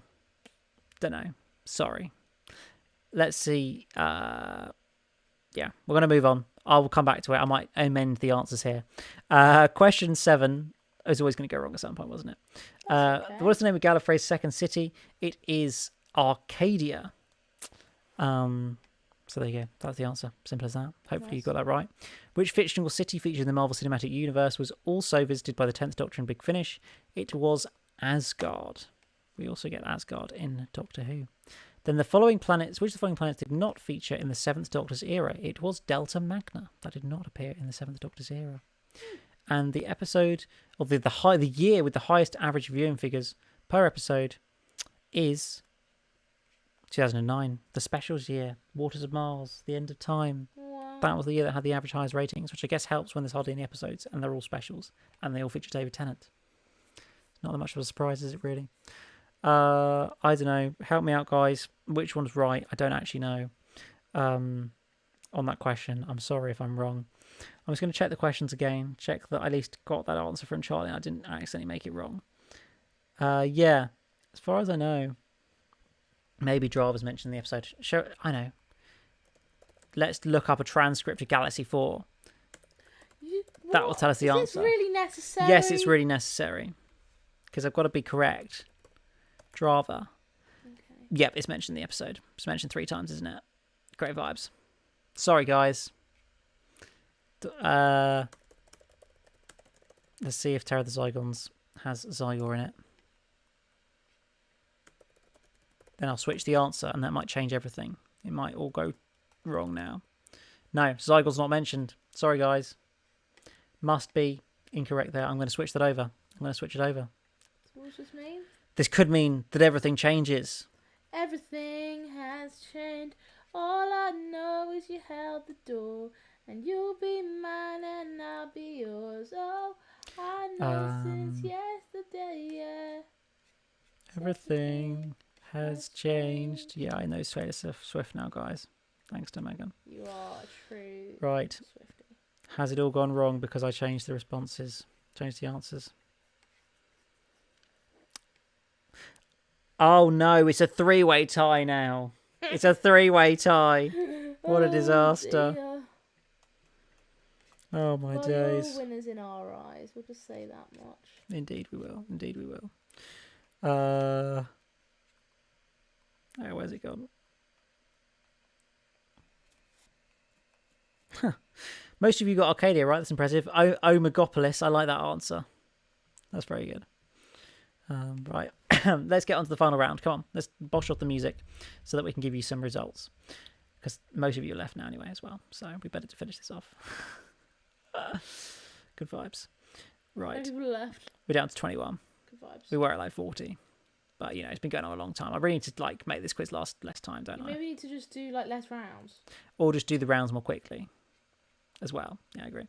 So let's rattle through the music. I'm not going to play all the music again because this is going to take forever otherwise. So the first piece of music, you may remember that ba ba ba ba ba ba. Come on, you can, No, recount them. Ba ba sorry. ba da da do da da da da da. That was from the Bells of St. John. Hopefully you knew that. Sounds. Was that accurate? Nice. That was roughly accurate. Good vibes. Then the next funky piece of music was from Enlightenment. Enlightenment. They say it a lot in the episode. Enlightenment. The third one was the unit theme. I thought it was appropriate given that we've had unit confirmers returning the next episode, and that was originally played in the Christmas Invasion. Although I believe unit are, shown in Aliens of London, they don't have a proper theme until the Christmas Invasion. So, fact of the day there. Then the next piece was from Carnival of Monsters, the sort of jester of the guy who runs the mini scope. I can't remember his name right now, but there we go. Then question 5 was from The Magician's Apprentice, when Clara and Missy are looking for the Doctor on the little screen, trying to find the crisis event points or something. I can't remember exactly what they call it, but that's where it's from. The next one is from Time and the Rani, the very beginning. It's The Man I Want, that dramatic piece of music to start the episode off. Question 7 was the climax to the Halloween apocalypse, that piece of music that we see, the little montage of all the people as the universe is ending and we're all dying, it's all disastrous. That was from the Halloween apocalypse. Number 8 was the title sequence for The Seeds of Death, which it was a play on the fact I did the Ice Warriors last time. I thought I'd do another one of those this time. Question 9 was from Meglos, you said you quite like that piece of music. Yeah. And then question 10 was the cliffhanger music from the very most recent piece of episode of Doctor Who, Village of the Angels, when we see Jodie turn into an angel. That was the piece of music that played underneath it. And I haven't even done the soundtrack for that yet, but you've got to hear the music first, so you're very privileged, guys. And that concludes all of the questions Good job, Elliot. for this Doctor Who pub quiz. We've made it through. It's time for some results now because we're boshing this off nice and quickly. So let me just tidy that up quickly. Megan, you can fill for like a minute while I do this. Any facts, stories, things? Where's my phone? I don't know. Here we go. This is the moment, guys. The moment we've all been waiting for. Yes, it is. Indeed, it is. With great anticipation. Now I just have to quickly do this ordering, which is always quite challenging. And my phone is frozen, which is a great time right now. That's always good, isn't it? 111. So do we have a tiebreaker question? Yes. If you have any ideas for tiebreaker questions, put them in the comments. Or message them to Elliot on Twitter. More do that, yes. Actually. Message them to Elliot on Twitter. Any other... Come on, guys, hit me with your questions. How's this tiebreak going to work here? That's what I'd like to know. Would like to know. I really should have, actually planned this. I think it's only once before we've had a tiebreak. And I'm just going to believe that you guys aren't going to Google this. Actually, yeah, let's use... I know, given it's the anniversary. Oh, spoiler alert. How's that a spoiler? Yes, you are in the tiebreaker. What? Huh? So how's the tiebreaker going to work? Yes, indeed, James is in the tiebreaker. He's going to be in the tiebreaker. Right, let's do the top 10, and then I will have the tiebreak question ready. Just hold on 2 seconds, guys, and you have to listen out very carefully. Because I'm going to use this one. Then if we whack it on here, there we go. Oh. So it's that. That's what we're going to do. So are we ready, guys? Let's do the top 10. Just let's finish this off. Let's do a tie break and then we can all go to bed. So in 10th place was the Post Monument, who got 30. Very well done. In joint 8th place, both on 32, were Miorp and Fatumshuk. So well done, guys. Well done, well done, well done. Congratulations to Bananas Are Good, who came 7th with 34 points. Good job, Bananas Are Good. Then we had 3 people in joint 4th place on 35. Impressive. Who were The Candyman, Pete McGowan, and my Tom Riddle. So well done, guys. Well done there. And then, I think this is unprecedented, a 3-way tie. We are absolutely living for our best success life right now. in the Doctor Who Pub Quiz. We've done like 10 of these. I think it's the first time we've had a 3-way tie. 40 out of 48 for 3 different people. To get 40 on this is impressive. Congratulations to you all. In 3 joint first places, it is Ben Perkins, Stuart Who, and James Morris Wyatt. So, guys, you 3, this is how the tiebreak works. The 3 of you, you are the ones to go for it. I'm going to give you a tiebreak question, and you basically got to just guess. You've got to post it in the chat like as quickly as you can, because if whoever gets there first, if you get the bang on right answer, then you're going to win. My question for you, kind of anniversary themed. I want you to write down or post into me what you think the total runtime to the second that Day of the Doctor is. So post in the chat, I can tell, this is not a spoiler, it's 1 hour something, but it's 1 hour, something minutes, something seconds. Give me your best shot. You've only got 1 attempt, so think about this, but don't Google it, obviously. I don't want you to just get the answer right. And it'll be questionable if you get it right to the second. Post it in the chat, and whoever's closest will win this edition of the Doctor Who Pub Quiz. So you 3 guys, if you're still here, please post your answer, what you think it's going to be, in the chat. It's the one time you're allowed to post in the chat. You only get one chance to post. So have a think about it. How long do you think it is? Thank you, James. 75:18, so 1 hour, 15 minutes and 18 seconds. Very good. I'm waiting for you, Stuart Who and Ben Perkins, if you guys are still here. Ben Perkins, 112 minutes and 18 seconds. Okay. Is that 1 hour 12? Can I just check? Is that meant to be 1 hour 12 or is that 112 minutes? Just want to check to make sure I get it right. And now we're waiting on you, Stuart. Who is going to be the closest to the correct answer? This is the big question that we have. Yeah. And then we're going to find out who the winner is of this week's quiz. Is Stuart still here? Yeah. He's responded. Just waiting on his answer. It's posted in the chat. 1 hour, 27 minutes and 5 seconds. So there we go. Some fairly varying answers there. But who has the correct one? Or who is closest? Because no one is right, thankfully. Nobody's correct. Absolutely correct. But the Day of the Doctor, the 2013 anniversary special, the actual length of it is 1 hour. 1 hour 12. Yes, thank you, Ben. He's just checking he's got it right. The actual length of Day of the Doctor, according to BBC iPlayer, is 1 hour, 16 minutes and 36 seconds. So that means the closest to that is James Morris, who had 1 hour 15:18. Congratulations to you, James. You are the tiebreak winner of this week's Doctor Who Pub Quiz. Congratulations, James. Can we get some congrats and applause in the chat? But also congratulations to Ben and Stuart. Very, very well. Very close. Joint first in the actual main quiz. Impressive. The fact you could get 40 is just bonkers. I mean, Beyond I think it's amazing that any of you got, the 3 of you got 40 is just incredible. job. Frankly, 1 of you did is amazing. So congratulations, guys, and congratulations to James. You are the winner of this edition of the Doctor Who Pub Quiz. Get it, gals. You want to get one shot at this Christmas invasion? Indeed, I know. Thank you so much for hosting it. Thank you, Candyman. We've tried our best. But yes, congratulations, James. Well done. Yeah, it's very exciting, isn't it? And yeah, we will be back to do another quiz somewhere around Christmas. I believe before that there will also be our special bonus live stream at the end of Megan Reacts. Oh yeah. Just coming up in a couple of weeks and or we so. were planning on doing a Megan Reacts to Megan Reacts. Yes, would you like to see Megan Reacts to Megan Reacts? That is the question. I think it would be a good one. I think it'd be good. I'm glad you enjoyed it, James. That's great to hear.